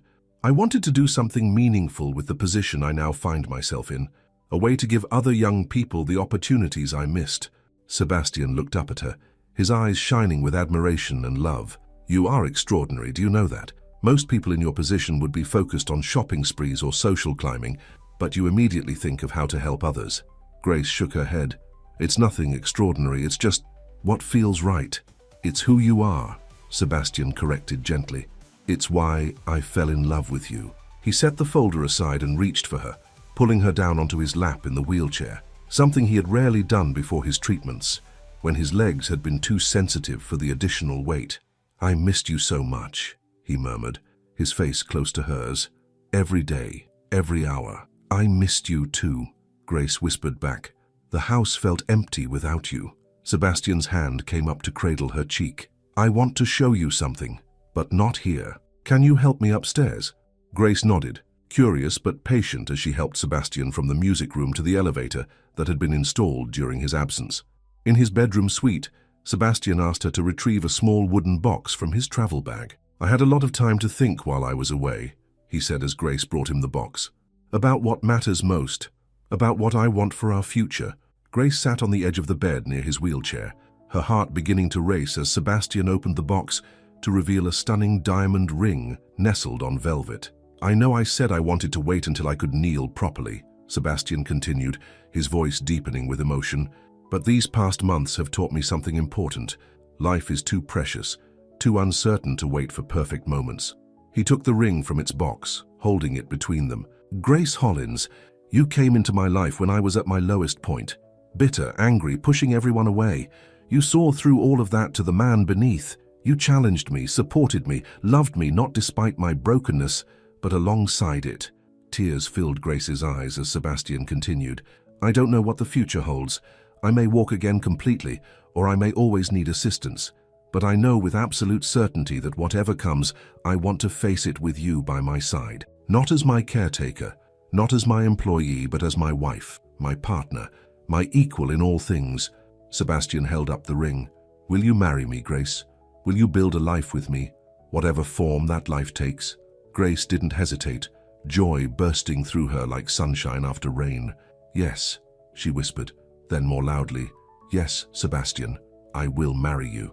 With a smile that transformed his entire face, Sebastian slipped the ring onto her finger. It fit perfectly, an elegant solitaire diamond in a platinum setting, beautiful but not ostentatious, exactly to Grace's taste. "How did you know my size?" she asked, admiring the way the diamond caught the light. Sebastian's smile turned slightly sheepish. "I may have enlisted Mrs. Winter's help before I left. She borrowed one of your rings for a day to have it sized." "Sneaky," Grace laughed, leaning forward to kiss him. Sebastian returned the kiss with a passion that spoke of months of separation and the promise of a lifetime together. When they finally broke apart, both breathing heavily, his eyes were dark with desire. "I should probably mention," he said, his voice husky, "that the doctors cleared me for all activities. My spine has healed enough that there are no restrictions." The implication was clear, and Grace felt her cheeks warm, even as anticipation coursed through her. During their months together before his departure, they had maintained boundaries, agreeing to wait until they were both ready for that level of intimacy. "Are you sure?" she asked softly. "We don't have to rush anything." Sebastian tucked a strand of hair behind her ear, his touch reverent. "I've never been more sure of anything, but only if you're ready." Grace's answer was to stand and slowly unbutton her blouse, her eyes never leaving his. Sebastian watched with undisguised admiration as she revealed herself to him piece by piece, until she stood before him in only her underwear. "You are so beautiful," he breathed, reaching for her. What followed was a gentle exploration, a careful learning of each other's bodies. Sebastian showed Grace how to help him from the wheelchair to the bed, where he proved that his upper body strength had only increased during his rehabilitation. There were awkward moments, adjustments and soft laughter as they navigated his physical limitations together, but these only added to the intimacy between them. When they finally joined, the connection transcended the physical, becoming a perfect expression of the love that had grown between them through hardship and joy, doubt and certainty. Afterward, lying in Sebastian's arms as the afternoon sun painted golden stripes across the bed, Grace felt a contentment she had never known before. "Happy?" Sebastian asked, kissing her temple. "Completely," she sighed, nestling closer. "Are you?" "More than I ever thought possible," he replied, his fingers tracing patterns on her bare shoulder. "I keep thinking about how much my life has changed since the accident, how something that seemed like the end of everything actually led me to you." Grace propped herself up on one elbow to look at him. "Do you ever regret it?" "The accident, I mean." Sebastian considered the question seriously. "I regret the pain, the months of bitterness. But no, I can't regret the path that brought you into my life. Even if I never take another step, I'd consider it a fair trade." The simple sincerity of his words touched Grace deeply. She leaned down to kiss him softly. "Well, I fully expect you to dance at our wedding, so you'd better keep up with your therapy." Sebastian laughed, pulling her back into his arms. "Yes, ma'am. Speaking of our wedding, when do you want to make this official?"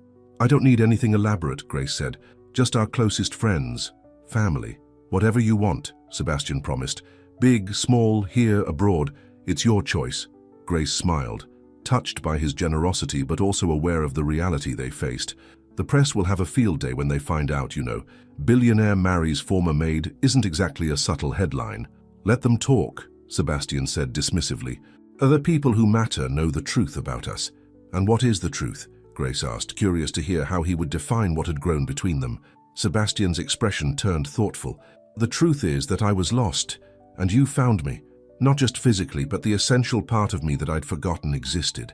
You reminded me how to feel, how to care, how to hope again." He touched her cheek gently. "The truth is that you saved me, Grace.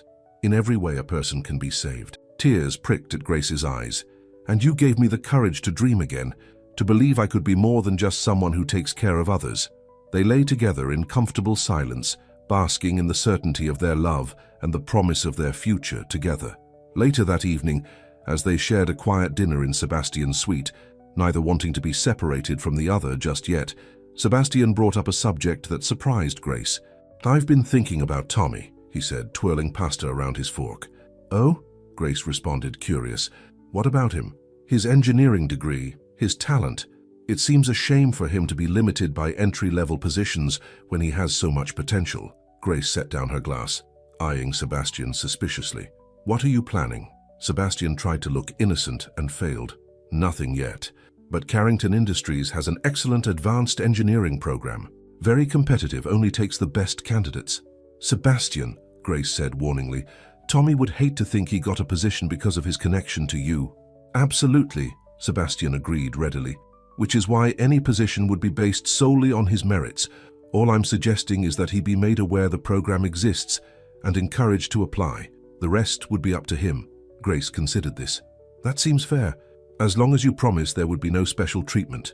"None whatsoever," Sebastian assured her, "though I might personally mentor the entire cohort of engineers, including Tommy if he were accepted. That wouldn't be special treatment, just good business sense to develop the next generation of talent." Grace laughed, shaking her head at his transparent machinations. "You're impossible." "I prefer resourceful," Sebastian countered with a grin. "Besides, it's good practice." "Practice for what?" "Being a positive influence in your family's life without overstepping," Sebastian explained. "I want to support Tommy's dreams the way you have, but I never want either of you to feel I'm trying to buy your affection or loyalty." The thoughtfulness behind his words touched Grace deeply. "You're a good man, Sebastian Carrington." "I'm trying to be," he replied seriously. "For you, for us." After dinner, they moved to the terrace to enjoy the warm summer evening. Sebastian insisted on walking the short distance from the table to the terrace doors, leaning heavily on his cane, but moving under his own power.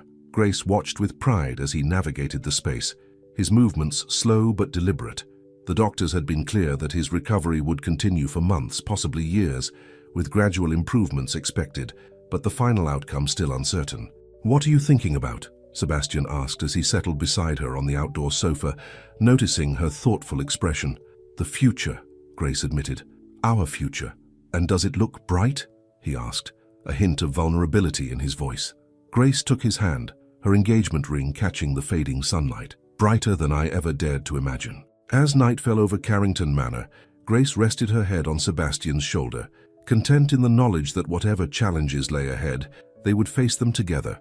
Two people who had found each other against all odds, whose love had transcended barriers of class, circumstance, and physical limitation. "I love you, Sebastian," Grace whispered into the gathering darkness. "And I love you," he replied, his arm tightening around her. "Today, tomorrow, always." The news of their engagement spread quickly. The household staff, led by Mrs. Winters, were delighted, having watched their relationship blossom from the beginning. Tommy was initially stunned but quickly warmed to the idea once he spoke with Sebastian at length during a weekend visit. "Just promise me one thing," Tommy said to Sebastian as they sat in the library man to man. "Promise me you'll always treat her as an equal, not a prize or a charity case." "I promise," Sebastian replied without hesitation. "Your sister is the strongest, most capable person I've ever met. If anything, I worry about being worthy of her." Tommy studied him for a moment, then nodded, satisfied. "Then welcome to the family, I guess." The press reaction was exactly as predicted. A flurry of sensationalized headlines and speculation about the rags-to-riches romance between the billionaire and his former caretaker. Some articles were cruel, suggesting Grace was a gold digger who had taken advantage of Sebastian's vulnerable state. Others were sappily romantic, painting their story as a modern fairy tale. Through it all, Sebastian and Grace remained focused on what mattered, their love for each other and the life they were building together. The only truly unpleasant incident came when Olivia gave another exclusive interview. this time claiming that Sebastian had been manipulated while in a fragile mental and physical state. "I'm concerned for him," she told the society reporter with practiced sincerity. "This woman has isolated him from his friends, his social circle, and convinced him to make life-altering decisions while he was dependent on her care. It's textbook emotional manipulation." When Sebastian saw the article, his face darkened with anger. "Enough is enough," he said, reaching for his phone. "I'm calling my lawyers." Grace placed her hand over his, stopping him. "Is that really what you want? More drama? More publicity?" Sebastian hesitated. "I can't let her spread these lies about you. They're just words," Grace said gently. "Anyone who knows us knows the truth, and anyone who believes Olivia isn't worth our concern." After a moment, Sebastian set down his phone. "When did you get so wise?" "I've always been wise," Grace teased. "You just finally started listening." In the end, they decided on a simple but elegant wedding to be held that fall at Carrington Manor. The guest list would be small: close friends, family, and the household staff who had become like family to them both. As the wedding preparations progressed, Sebastian continued his physical therapy with determination, making steady gains in strength and mobility. By late August, he could walk short distances with just a cane, though he still used the wheelchair for longer periods to avoid overtaxing his recovering muscles. Grace's Music Foundation was officially launched with a small concert featuring talented young musicians from disadvantaged backgrounds. Watching her in her element, confident, passionate, nurturing the students' talents, Sebastian fell in love with her all over again. "You're a natural teacher," he told her afterward, as they celebrated the foundation's successful debut. "Those kids adore you." Grace glowed with happiness. "It feels right, helping them develop their gifts, and knowing we're removing the financial barriers that might have held them back. It's incredibly fulfilling." "This is just the beginning," Sebastian promised. "The foundation can grow as much as you want it to." As summer transitioned to fall, bringing cooler temperatures and changing leaves to the Carrington estate, final preparations for the wedding went into high gear. Grace had chosen a simple but elegant gown. Tommy would walk her down the aisle, and Sebastian practiced daily for the moment he hoped to achieve, standing unassisted as he spoke his vows. One evening, as they sat reviewing the final guest list, a topic arose that they had discussed only vaguely before. "Have you thought about children?" Sebastian asked somewhat hesitantly. "Whether you might want them someday?" Grace looked up, surprised by the sudden question. "I have, actually. I'd love to have a family eventually. What about you?" Sebastian nodded, relief evident in his expression. "I never thought much about it before the accident. I was too focused on building the business, traveling, acquiring things rather than creating something lasting. And now," Grace prompted gently. "Now I can't imagine anything more meaningful than creating a family with you," Sebastian said softly. "Though my doctors have warned there might be complications, given my injury." Grace reached for his hand. "There are many ways to build a family, Sebastian. Whatever path we need to take, we'll take it together." The simple certainty in her voice eased the tension Sebastian had been carrying about this particular subject. It was yet another reminder of the acceptance and unconditional love he had found with Grace, a love that didn't demand perfection or conformity to expectations, but embraced life's challenges with courage and hope. As the wedding day approached, there was one final hurdle to overcome. Sebastian had been secretive about a project for weeks, disappearing into his study for hours with various therapists and consultants. When Grace questioned him, he would only smile mysteriously and say, "You'll see." The mystery was finally revealed 3 days before the wedding, when Sebastian asked Grace to join him in the ballroom, a magnificent space that had remained largely unused since his accident. When Grace entered, she found Sebastian standing in the center of the room, leaning on his cane but stable on his feet. Soft music played from hidden speakers. "What's all this?" she asked, coming to stand before him. Sebastian smiled, a mixture of nervousness and determination in his eyes. "You once told me that what I missed most about my old life was dancing, and I promised myself that somehow, someday, I would dance with you." Grace's heart swelled with emotion as she realized what he intended. "Sebastian, I've been working with a special dance therapist," he explained, "relearning balance, movement, coordination. I won't claim to be Fred Astaire, but..." He held out his hand to her. "May I have this dance, Miss Hollins?" With tears shimmering in her eyes, Grace placed her hand in his. "It would be my honor, Mr. Carrington." Slowly, carefully, Sebastian guided her into a simple waltz position. His movements were measured and deliberate, clearly requiring concentration, but the joy in his eyes was unmistakable as they began to sway gently to the music. It wasn't a conventional dance. Sebastian couldn't manage turns or elaborate steps, but as they moved together in the center of the ballroom, arms around each other, it felt like flying. "You did it," Grace whispered, watching the triumph in Sebastian's face as he led her in the simple dance. "We did it," he corrected softly. "Everything good in my life now, we did together." As the music swelled around them, Grace laid her head against Sebastian's chest, listening to the steady beat of his heart. From caretaker to companion, from employee to equal, their journey had been unlikely and beautiful, and now, moving slowly across the ballroom floor in the arms of the man she loved, Grace knew with absolute certainty that they had found their way home, to each other. The wedding would come, and after that a lifetime of challenges and joys, triumphs and setbacks. But in this perfect moment, dancing together in the golden afternoon light, Grace and Sebastian were already everything they needed to be, two people who had seen past each other's barriers to the truth beneath, who had helped each other heal, and who had found in their most broken moments the capacity for the greatest love. The morning of Grace and Sebastian's wedding dawned with perfect fall weather, crisp, clear air, and a brilliant blue sky adorned with wisps of cloud. The grounds of Carrington Manor had been transformed overnight into a wedding venue of understated elegance, with white chairs arranged on the lawn, facing an arch woven with autumn flowers and greenery. In her suite, Grace sat at the dressing table as Mrs. Winters helped arrange her hair into a simple updo adorned with small white flowers. "You look radiant, dear," the housekeeper said, stepping back to admire her work, like something from a dream. Grace smiled at her reflection, hardly recognizing the woman who looked back. Was this really the same person who had arrived at Carrington Manor nearly a year ago, nervous and uncertain, clutching a small suitcase and desperately needing the job? A knock at the door interrupted her thoughts.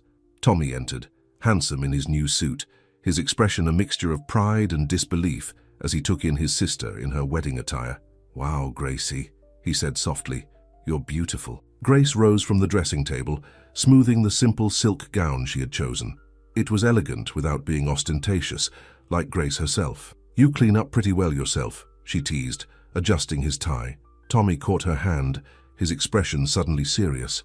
"Mom and Dad would be so proud of you. Grandma, too." The mention of their parents and grandmother brought tears to Grace's eyes. "I wish they could be here." "They are," Tommy assured her, squeezing her hand. "In every way that matters." Mrs. Winters discreetly wiped away a tear of her own. "I'll leave you two alone for a moment," she said, slipping out of the room. Once they were alone, Tommy pulled a small box from his pocket. "I have something for you. A wedding gift." Grace opened it to find a delicate silver bracelet with 3 small charms, a piano, a sparrow, and a heart. "The piano is obvious," Tommy explained, as he helped her fasten it around her wrist. "The sparrow is for Grandma's favorite hymn that you always sing, and the heart, well, that's for how much heart you've always had, Gracie, how you've always put everyone else first." Grace hugged her brother tightly, overcome with emotion. "Thank you, Tommy. It's perfect." Another knock came at the door, and Mrs. Winters peeked in. "It's time, dear. Everyone is ready." Grace took a deep breath, smoothing her dress one last time. "How's Sebastian?" Mrs. Winters smiled. "Nervous as can be, but determined. He's waiting for you." The music began, a string quartet playing softly on the terrace as Grace took Tommy's arm. Together they made their way through the house to the French doors that led to the garden. The guests rose as Grace appeared, a small gathering of close friends, the household staff who had become family, and a few of Sebastian's business associates who had proven to be true friends during his recovery. And there at the end of the aisle stood Sebastian, not in his wheelchair, not leaning on his cane, but standing tall and straight, supported only by his own strength. His face, when he saw Grace, transformed with such joy that it took her breath away. Grace moved down the aisle on Tommy's arm, her eyes never leaving Sebastian's. With each step, she felt the weight of their journey together, the pain, the healing, the discoveries, the love that had grown between them against all odds. When she reached Sebastian, Tommy placed her hand in his with a meaningful look at his soon-to-be brother-in-law. No words were needed. The message was clear in Tommy's eyes. Take care of her. Sebastian nodded solemnly, accepting both the responsibility and the privilege. The ceremony was simple and heartfelt. Sebastian and Grace had written their own vows, speaking from the heart about the unexpected path that had led them to each other. "Grace," Sebastian said, his voice steady despite the emotion shining in his eyes, "before you came into my life, I was a man defined by what I had lost. My mobility, my independence, my sense of self, all seemed to have been taken from me in an instant. I responded with bitterness and anger, pushing away anyone who tried to help." He smiled at her, his gaze full of wonder. "And then there was you, stubborn, compassionate, unwilling to be chased away by my worst behavior. You saw me, not the wheelchair, not the injury, not the fortune or the company, just me, the real Sebastian, who I had almost forgotten existed." Sebastian took a breath before continuing. "You taught me that true strength isn't about physical ability or power or control. It's about resilience, about finding joy even in the darkest moments, about opening your heart even when it seems safer to keep it closed." His voice deepened with emotion. "I stand here today, literally stand, something I once thought impossible, because of your belief in me. And I vow to spend the rest of my life worthy of that belief. I promise to love you in sickness and in health, in good times and bad, whether I walk on my own 2 feet or use assistance. I promise to support your dreams as fiercely as you've supported mine, to be your partner in all things, and to wake up every day grateful for the gift of your love." Tears slipped down Grace's cheeks as she began her own vows. "Sebastian," she said softly, "when I first came to Carrington Manor, I was looking for a job, not a home. I needed to support my brother, to honor the promises I'd made to my grandmother. Love was the furthest thing from my mind." She smiled through her tears. "But life has a way of surprising us. Behind your anger, I found pain. Behind your isolation, I found loneliness. And behind all your walls, I found a heart of extraordinary capacity, a heart that needed only to be reminded how to open again." Grace's voice strengthened as she continued. "People might look at our story and see a fairy tale, the Maid and the Billionaire. But what we found together goes deeper than any fairy tale. We found truth in each other. We found the courage to be vulnerable, to risk pain for the chance at joy, to believe in possibility even when the odds seemed against us." She squeezed his hands. "I vow to continue that journey with you, Sebastian, to face whatever comes with honesty and hope, to remind you of your strength when you forget it, and to let you support me when I need it, to build a life where we both can grow, dream, and contribute to the world around us. I promise to love you, all of you, today and always, with my whole heart." When the officiant pronounced them husband and wife, Sebastian pulled Grace into a kiss that seemed to stop time itself. The small gathering of guests erupted in applause, but Grace and Sebastian were lost in their own world, in the miracle of having found each other. The reception that followed was intimate and joyful. Tables had been set up on the terrace, adorned with autumn flowers and twinkling lights. As evening approached, candles were lit, casting a warm glow over the celebration. True to his promise, Sebastian danced with his bride, a slow, careful waltz that nonetheless brought tears to the eyes of those watching. His movements were still somewhat stiff, his balance not entirely recovered, but the determination and love in his face as he held Grace in his arms overshadowed any physical limitations. As they swayed together under the stars, Grace whispered, "Are you okay? Not overdoing it?" Sebastian smiled down at her. "I've never been better. Dancing with my wife under the stars, this is what healing feels like." Later in the evening, Tommy clinked his glass for the traditional toast. Standing before the gathered guests, he looked at his sister and new brother-in-law with genuine affection. "When Grace first told me about this job at Carrington Manor, I was worried," he admitted. "My sister has a habit of taking care of everyone but herself. She's been doing it since our parents died, taking care of me, taking care of our grandmother, putting her own dreams on hold to make sure everyone else was okay." Tommy's gaze softened as he looked at Grace. "So when she mentioned a live-in position caring for a difficult patient, I thought, here we go again. Grace sacrificing her own happiness for someone else." He smiled at Sebastian. "What I didn't expect was that she'd find someone who would take care of her for a change. Someone who would see her gifts, her dreams, her heart, and treasure them the way they deserve to be treasured." Tommy raised his glass. "To Grace and Sebastian, two people who remind us that the greatest journeys often begin with unexpected detours, and that true love isn't about perfection, but about seeing each other clearly and loving anyway. May your life together be as beautiful as the path that brought you to each other." The guests echoed the toast, raising their glasses to the couple who sat hand in hand, surrounded by the warmth of friendship and family. As the celebration continued around them, Sebastian leaned close to Grace.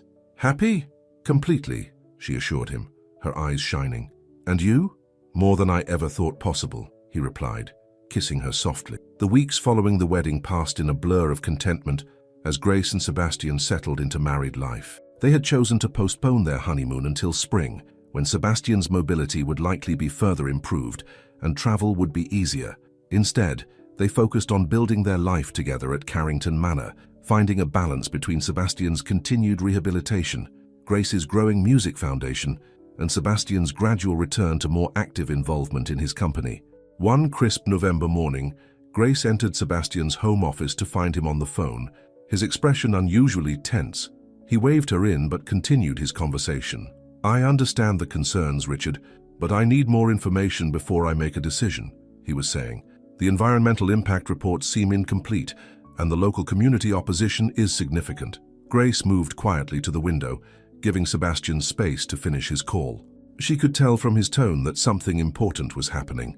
"Schedule the board meeting for next week," Sebastian concluded. "I want to review all the data personally before then. And Richard, thank you for bringing this directly to me." As he hung up, Sebastian sighed heavily, running a hand through his hair. "Everything okay?" Grace asked, moving to perch on the edge of his desk. Sebastian took her hand, absently playing with her wedding ring. "There's a situation with a new development project. The team wants to build a manufacturing facility on land that local environmental groups say contains critical wetlands. The permits were fast-tracked before I returned to active management. And now you have to decide whether to proceed," Grace concluded. "Exactly," Sebastian nodded. "The financial projections are excellent. This facility could mean hundreds of jobs and millions in revenue. But the environmental concerns are legitimate, and the community is up in arms." Grace studied her husband's troubled expression. "What are you thinking?" Sebastian leaned back in his chair, his eyes thoughtful. "Before the accident, this would have been an easy decision. I would have pushed forward, maybe thrown some money at environmental mitigation to quiet the protests, but ultimately prioritized the business interests." "And now?" Grace prompted gently. "Now I'm not so sure," Sebastian admitted. "These past months have taught me to think beyond immediate gains, to consider the longer impact of my choices." He looked up at Grace with a small smile. "I suppose some of your perspective has rubbed off on me." Grace squeezed his hand. "What does that perspective tell you?" "That there might be a better way, one that doesn't force a choice between business success and environmental responsibility." Sebastian straightened, a new energy in his movements. "I think I need to visit the site myself, see what we're really dealing with before making any decisions." "I think that's a wise choice," Grace agreed. "Would you like me to come with you?" Sebastian's face brightened. "I'd love that, actually. A fresh pair of eyes might see possibilities I'd miss." 2 days later, they traveled to the proposed development site, a large tract of land near a small rural community, about 2 hours from Carrington Manor. Though Sebastian still used his wheelchair for longer outings, he insisted on walking the property as much as possible, leaning on his cane as they toured the site with the project manager. Grace watched as Sebastian engaged with everyone they met, not just the company representatives, but also local residents who had gathered at the edge of the property, carrying signs protesting the development. Instead of avoiding them, Sebastian approached, introducing himself and Grace, and asking to hear their concerns directly. An elderly woman stepped forward, her weathered face set in determined lines. "This wetland has been part of our community for generations, Mr. Carrington. It filters our water, prevents flooding, and provides habitat for wildlife you won't find anywhere else. Once it's gone forever." Sebastian listened attentively, asking questions that showed he was taking her concerns seriously. By the end of the conversation, the initially hostile group had softened somewhat, impressed by his willingness to listen. On the drive back to Carrington Manor, Sebastian was quiet, processing everything he had seen and heard. "You're thinking of an alternative, aren't you?" Grace said, recognizing the look of concentration on his face. Sebastian smiled, caught. "Is it that obvious?" "Only to someone who knows you well," Grace replied. "What's your idea?" "What if we relocated the facility to the northern section of the property?" Sebastian suggested, his excitement building as he outlined the concept. "It's already partially developed land, so the environmental impact would be minimal. We'd preserve the wetlands entirely, maybe even create a nature preserve as part of the project." "Would that be financially viable?" Grace asked. "It would require some redesign, and the initial costs would be higher," Sebastian acknowledged. But long-term we'd avoid litigation from environmental groups, gain community support, and potentially create positive publicity that could be valuable in other markets. Grace smiled, pride evident in her expression. That sounds like a solution that honors both your business responsibilities and your values. Sebastian reached for her hand. I couldn't have gotten here without you, you know. Before you, I saw the world in much simpler terms. Profit or loss, advantage or liability. You always had the capacity to see more, Grace said softly. You just needed to be reminded.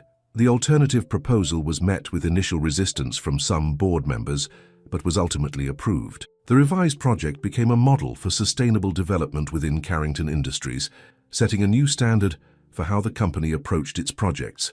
For Grace, watching Sebastian bring his brilliant business mind to bear on problems in this new, more balanced way, was a source of immense pride. The man she had met nearly a year ago, bitter, isolated, focused solely on what he had lost, had evolved into a leader who understood that true strength came from combining competence with compassion.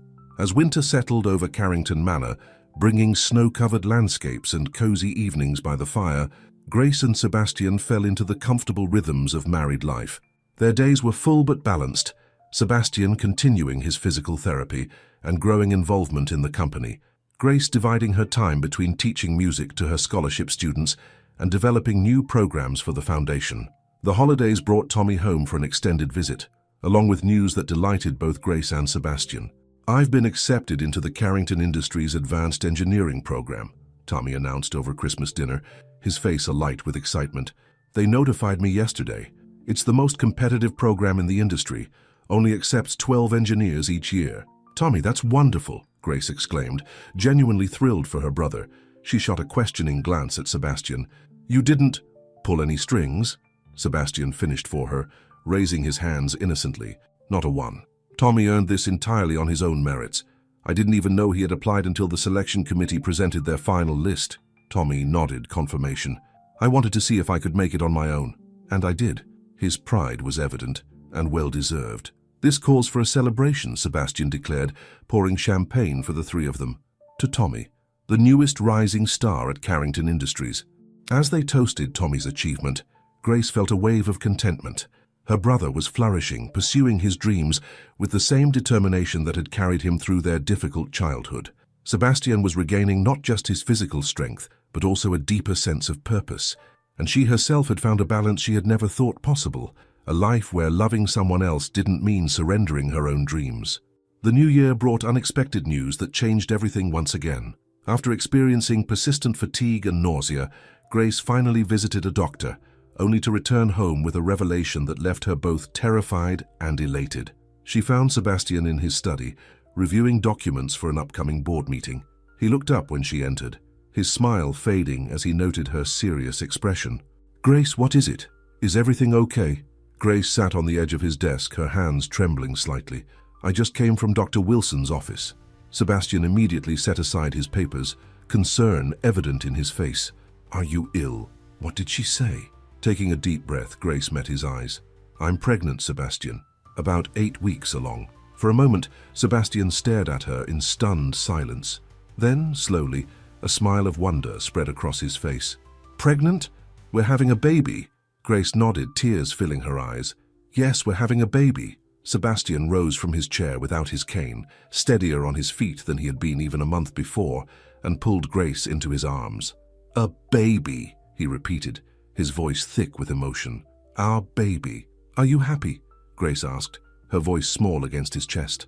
Sebastian leaned back to look at her, his eyes shining with joy and unshed tears. Happy doesn't begin to cover it. I'm overwhelmed, amazed, terrified, and completely, utterly elated. Relief flooded through Grace. Despite their previous conversations about wanting children someday, the pregnancy had been unplanned, and a part of her had worried about Sebastian's reaction given his still ongoing recovery. I was worried, she admitted, with everything else going on, your therapy, the company, my foundation, that this might seem like too much, too soon. Sebastian cupped her face gently. Grace, nothing could make me happier than starting a family with you. Yes, the timing might not be what we planned, but when has anything in our relationship followed a conventional timeline? Grace laughed softly, leaning into his touch.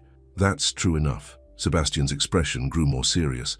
How are you feeling about this? Truly? Scared, Grace admitted honestly. Excited. Overwhelmed. I lost my own mother so young. Sometimes I wonder if I know how to be one. You will be an extraordinary mother, Sebastian said with absolute conviction.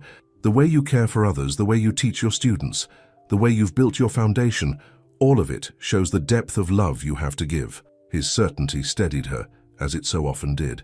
And you'll be an amazing father. I'll certainly try to be, Sebastian said, a hint of vulnerability in his voice. My own father wasn't exactly a nurturing presence, but I want to do better, be better for our child. We'll figure it out together, Grace assured him, resting her head against his chest, where she could hear the steady beat of his heart. Just like we've figured everything else out. The news of Grace's pregnancy brought a renewed energy to Carrington Manor. Sebastian threw himself into preparations with characteristic thoroughness, researching everything from the safest cribs to the most advanced educational theories. Grace often found him late at night in what would become the nursery, reading parenting books or sketching ideas for the room's design. You know we have months before the baby arrives, she reminded him one evening, finding him surrounded by paint samples and fabric swatches. Sebastian looked up with a sheepish smile. I know, but I want everything to be perfect. Grace sat beside him on the floor, something she could still manage comfortably as her pregnancy was just beginning to show. Perfect is overrated. What matters is that our child is loved, and this baby will be, Sebastian promised, placing his hand gently on Grace's slightly rounded belly. So very loved. As winter gave way to spring, Sebastian continued to make progress in his recovery. He now walked with only occasional use of his cane, though long distances still required the wheelchair. His doctors were amazed by his determination and the extent of his improvement. A lot of it is neurological rewiring, Dr. Matthews explained during a follow-up visit. Your brain is finding new pathways to control movement. The fact that you've recovered as much function as you have is remarkable. Will I continue to improve? Sebastian asked, always focused on moving forward. It's certainly possible, the doctor acknowledged, though the rate of improvement will likely slow. But honestly, Sebastian, what you've achieved already exceeds our most optimistic projections. You're walking, driving, living an active life, things that seemed impossible after the accident. On the drive home, Grace noticed Sebastian's thoughtful expression. What are you thinking about? About how far we've come, he replied, his eyes on the road ahead. Not just physically, but in every way. We have come a long way, Grace agreed, her hand resting on her growing belly. And we have so much further to go. Together, Sebastian added, reaching for her hand. Together, Grace echoed, a promise and a certainty. Spring brought their delayed honeymoon, a 2-week trip to a private island where Sebastian could continue his therapy in a beautiful setting, while Grace enjoyed the relaxation her advancing pregnancy required. They swam in crystal-clear waters, slept late in a beachfront villa, and spent long evenings planning for their future. What should we name the baby? Sebastian asked one night as they sat on their private terrace under a canopy of stars. Grace considered the question. If it's a boy, I've always liked the name James, after my father. Sebastian nodded approvingly. James Carrington, it has a nice ring to it. And if it's a girl, what about Eleanor? Grace suggested. We could call her Ellie for short. Eleanor, Sebastian repeated, testing the name. Eleanor Grace Carrington. Not Grace, Grace protested. That would be confusing. Eleanor Ruth, then, Sebastian countered. After your grandmother. The thought of honoring her grandmother, who had been such a pivotal influence in her life, brought tears to Grace's eyes. I'd like that, she said softly. Upon their return to Carrington Manor, they discovered that Tommy had been busy in their absence. With Mrs. Winter's help, he had completed the nursery, transforming the room next to their bedroom into a cheerful space painted in soft yellows and greens. We figured you'd want a neutral color scheme since you don't know if it's a boy or girl yet, Tommy explained as he showed them the finished room. And everything is top quality but not too frilly. Seemed more your style. Grace hugged her brother tightly. It's perfect, Tommy. Thank you. Consider it my way of saying I can't wait to be an uncle, Tommy replied with a grin. Someone has to teach this kid how to have fun, since Sebastian will probably try to teach them corporate strategy before they can walk. Sebastian laughed good-naturedly. You may have a point there. As Grace's pregnancy progressed, she continued to teach and oversee her foundation, though at a somewhat reduced schedule. Sebastian, now more deeply involved in Carrington Industries than he had been since before the accident, made a point of arranging his calendar to attend every doctor's appointment and prenatal class. During one such class, as they practiced breathing techniques with other expectant couples, the instructor asked each father-to-be to share his greatest hope for his child. When Sebastian's turn came, he spoke without hesitation. "I hope our child inherits their mother's compassion and strength," he said, his eyes on Grace, "and learns, as I have, that our greatest limitations are often the ones we place on ourselves." The simple sincerity of his words moved Grace deeply. How far they had come from that first meeting, when Sebastian had been a bitter man convinced his life was effectively over. Now he sat beside her, eagerly anticipating fatherhood, his focus not on what had been lost but on all they had gained together. Summer arrived with record heat, making Grace's final trimester more challenging than expected. Sebastian responded by having a swimming pool installed on the property, creating a cool retreat where Grace could find relief from the heat and the increasing discomfort of late pregnancy. "You didn't have to build an entire pool," Grace protested when the project was revealed, though her delight was evident. "Of course I did," Sebastian replied matter-of-factly. "My wife and child need to be comfortable. Besides, the exercise is good for both of you." Grace couldn't argue with that logic, especially when the cool water provided such blessed relief from the summer heat. As her due date approached, a familiar nervousness returned to Sebastian, the same focused anxiety he had shown before their wedding, when he had been determined that everything be perfect. "Sebastian," Grace said one evening, finding him updating the hospital bag for the third time that week, "everything is ready. The nursery is prepared, the hospital is on alert, your company knows you'll be taking leave. There's nothing left to organize." Sebastian looked up, a hint of vulnerability in his expression. "I just want to make sure I've thought of everything, that I don't let you down when you need me most." Grace moved to sit beside him, taking the list from his hands. "You have never let me down, Sebastian, not once. But this is different," he insisted. "This is our child. What if something goes wrong? What if I can't move quickly enough? Or if my leg gives out at a critical moment?" Understanding dawned on Grace. "Is that what this is about? You're worried your physical limitations might somehow put me or the baby at risk?" Sebastian nodded reluctantly. "It's crossed my mind." Grace took his hands in hers. "Sebastian, look at me." When he met her eyes, she continued, "You are the most capable, resourceful person I know. Yes, you still have some physical challenges, but you've never let them stop you from doing what truly matters." "This matters more than anything ever has," Sebastian said softly, placing a hand on her rounded belly. "And that's exactly why you'll rise to whatever challenge comes," Grace assured him. "Just like you always have." Her confidence in him seemed to ease some of Sebastian's anxiety. "How do you always know exactly what I need to hear?" Grace smiled. "Because I know you, Sebastian Carrington, better than anyone." 2 weeks before Grace's due date, as a summer thunderstorm raged outside Carrington Manor, she woke in the middle of the night with the unmistakable realization that their baby was ready to make an entrance to the world. "Sebastian," she said, shaking him gently awake, "it's time." Sebastian was instantly alert, all his careful preparations clicking into place. With remarkable calm, he helped Grace dress, called the doctor, and arranged for the car to be brought around. Despite the early hour and the storm, everything proceeded with the efficiency he had planned for. At the hospital, however, the carefully orchestrated plans gave way to the unpredictable reality of childbirth. Grace's labor progressed more quickly than expected, leaving little time for the pain management strategies they had practiced. Through it all, Sebastian remained a steady presence at her side, his earlier fears seemingly forgotten, as he focused entirely on supporting Grace through each contraction, each difficult moment. "You're doing amazingly," he encouraged her, wiping her forehead with a cool cloth. "Just a little longer." Grace gripped his hand with surprising strength. "Don't leave me," she gasped between contractions. "Never," Sebastian promised, his voice unwavering. "I'm right here with you, always." After 6 intense hours, their daughter entered the world with a powerful cry that filled the delivery room. Eleanor Ruth Carrington, 7 pounds, 3 ounces, with a shock of dark hair like her father's, and eyes that, when they briefly opened, showed hints of her mother's warm brown. As the nurse placed the tiny bundle in Grace's arms, the world seemed to narrow to just the 3 of them, a family created against all odds, bound by a love that had overcome every barrier. "She's perfect," Grace whispered, tears of joy streaming down her face. Sebastian leaned close, one arm around Grace, the other gently touching his daughter's tiny hand. "She's a miracle," he agreed, his voice thick with emotion, just like her mother. Later, as Grace rested and Sebastian held his daughter for the first time, a nurse commented on his natural ease with the newborn.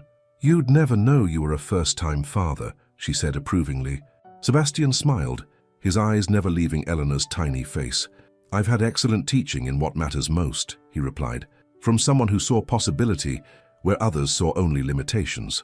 When they brought Eleanor home to Carrington Manor 3 days later, they were greeted by an enthusiastic welcome committee, Tommy, Mrs. Winters, and the household staff, all eager to meet the newest member of the family. "She has your nose, Gracie," Tommy observed as he cautiously held his niece. "Poor kid," Grace laughed, too happy to be offended, and Sebastian's stubborn chin. "A dangerous combination," Sebastian agreed with a smile. "Stubborn and compassionate. She'll either change the world or drive us crazy trying." "Probably both," Grace predicted, leaning against her husband as they watched Tommy introduce Eleanor to Mrs. Winters. The first months of parenthood brought the expected challenges: sleepless nights, the steep learning curve of new parents, the constant adjustments to accommodate a tiny person's needs. But they also brought a joy neither Grace nor Sebastian had fully anticipated: the wonder of watching Eleanor discover the world, the indescribable feeling of being needed completely by this small life they had created together. Sebastian proved to be a devoted father, often insisting on taking the night feeding so Grace could rest. She would sometimes wake to find him in the nursery rocking chair, Eleanor sleeping peacefully on his chest as he worked on his tablet with his free hand. "Multitasking?" Grace asked one such night, finding them bathed in the soft glow of the nightlight. Sebastian looked up with a smile. "Teaching her business strategy early. Figure it's never too soon to start." Grace laughed softly. "And what does she think of hostile takeovers and market diversification?" "She seems to prefer stories about princesses who rescue themselves," Sebastian admitted ruefully. "I've been improvising." "Smart girl," Grace approved, bending to kiss first Eleanor's downy head, then Sebastian's lips. As fall returned to Carrington Manor, bringing the anniversary of their first meeting, Sebastian surprised Grace with a special dinner on the terrace where they had spent so many evenings together. "1 year," he marveled as they sat together after putting Eleanor to bed. "It's hard to believe so much has changed in just 12 months. Grace nodded, looking out over the grounds now painted in autumn colors. "If someone had told me then what this year would bring, I never would have believed them." "No regrets?" Sebastian asked, a hint of his old vulnerability showing through. Grace turned to him, taking in the face she had come to love so deeply. The strong jaw, the intelligent blue eyes, the lines that spoke of both pain and joy. "Not a single one," she assured him. Sebastian reached into his pocket and withdrew an envelope. "I have something for you, an anniversary gift of sorts." Curious, Grace opened it to find a letter inside. The handwriting was unfamiliar, but the signature at the bottom made her breath catch. Olivia Chambers. "What is this?" she asked, looking up at Sebastian in confusion. "Read it," he encouraged gently. "It arrived yesterday." Grace unfolded the letter, her heart beating faster as she began to read. "Dear Grace, this letter is long overdue, and I'm not entirely sure you'll even read it. I wouldn't blame you if you tore it up without a glance, but I hope you will give me a few moments of your time. I owe you an apology. My behavior toward you was inexcusable, driven by jealousy, wounded pride, and a materialistic view of relationships that I'm not proud of. The things I said to you, the article I gave to that awful magazine, all of it was beneath me, and certainly beneath you. The truth is, I never loved Sebastian the way you clearly do. I was attracted to his success, his status, what he could provide. When the accident happened, I couldn't see past my own disappointment to the man who needed support. But you could and did with a grace I couldn't comprehend at the time. I've spent the past year reflecting on the kind of person I want to be, and I've realized I don't like who I had become. I'm working on that now, volunteering with a spinal cord injury support group, ironically enough, where I've met someone who has taught me what real love looks like. Someone who, like Sebastian, faces physical challenges with courage rather than bitterness. I've seen the photos of your beautiful daughter in the society pages. Sebastian looks happier than I've ever seen him, and you, well, you shine with a beauty that comes from within. I'm genuinely happy for you both, and for little Eleanor. I don't expect forgiveness, and I certainly don't expect friendship, but I wanted you to know that your example, your compassion, your authentic love, has changed at least one person for the better. With sincere regret for the past and best wishes for your future, Olivia Chambers Grace looked up from the letter, stunned. "I don't know what to say." "You don't have to say anything," Sebastian assured her. "I just thought you should see it. It arrived with a donation to your music foundation, a substantial one." "Do you believe her?" Grace asked, still processing the unexpected apology. Sebastian considered the question. "I think I do. People can change. I'm living proof of that. And sometimes it takes seeing true love to recognize what you've been missing." Grace refolded the letter thoughtfully. "I never hated her, you know. I felt sorry for her, in a way. She missed out on knowing the real you." "Her loss? Your gain?"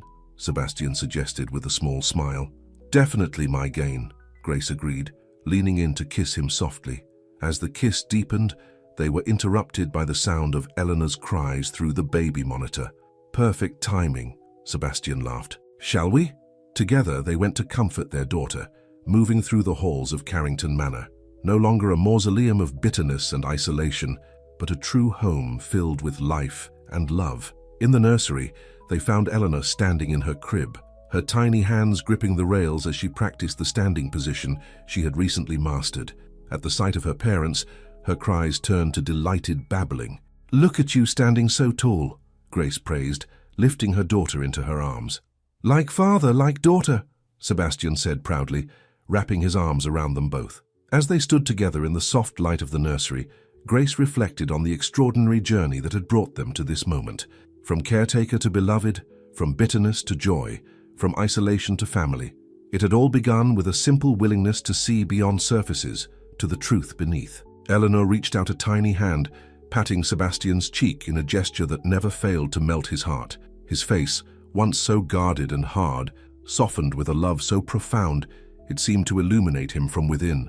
"This is it, isn't it?" he said softly, looking from their daughter to Grace. "This is what matters. Not the walking or the not walking, not the business or the money. Just this, loving and being loved." "Yes," Grace agreed, resting her head against his shoulder, as Eleanor settled contentedly between them. "This is everything." Outside the windows of Carrington Manor, autumn leaves danced in the evening breeze, a reminder of the cycle of seasons, of endings that become beginnings, of beauty that emerges from change. Inside, a family created against all odds held each other close, bound by a love that had taught them the most important lesson of all, that true healing comes not from fixing what seems broken, but from embracing the wholeness that exists beneath the surface, waiting only for the touch of grace to be revealed. Grace looked up at Sebastian, her heart full to overflowing. "I love you," she said simply. "And I love you," he replied, his voice a promise. "Today, tomorrow, always." In that moment, surrounded by the family they had created together, Grace knew with absolute certainty that they had found their way home, to each other, to themselves, to the love that had been waiting for them all along. The end.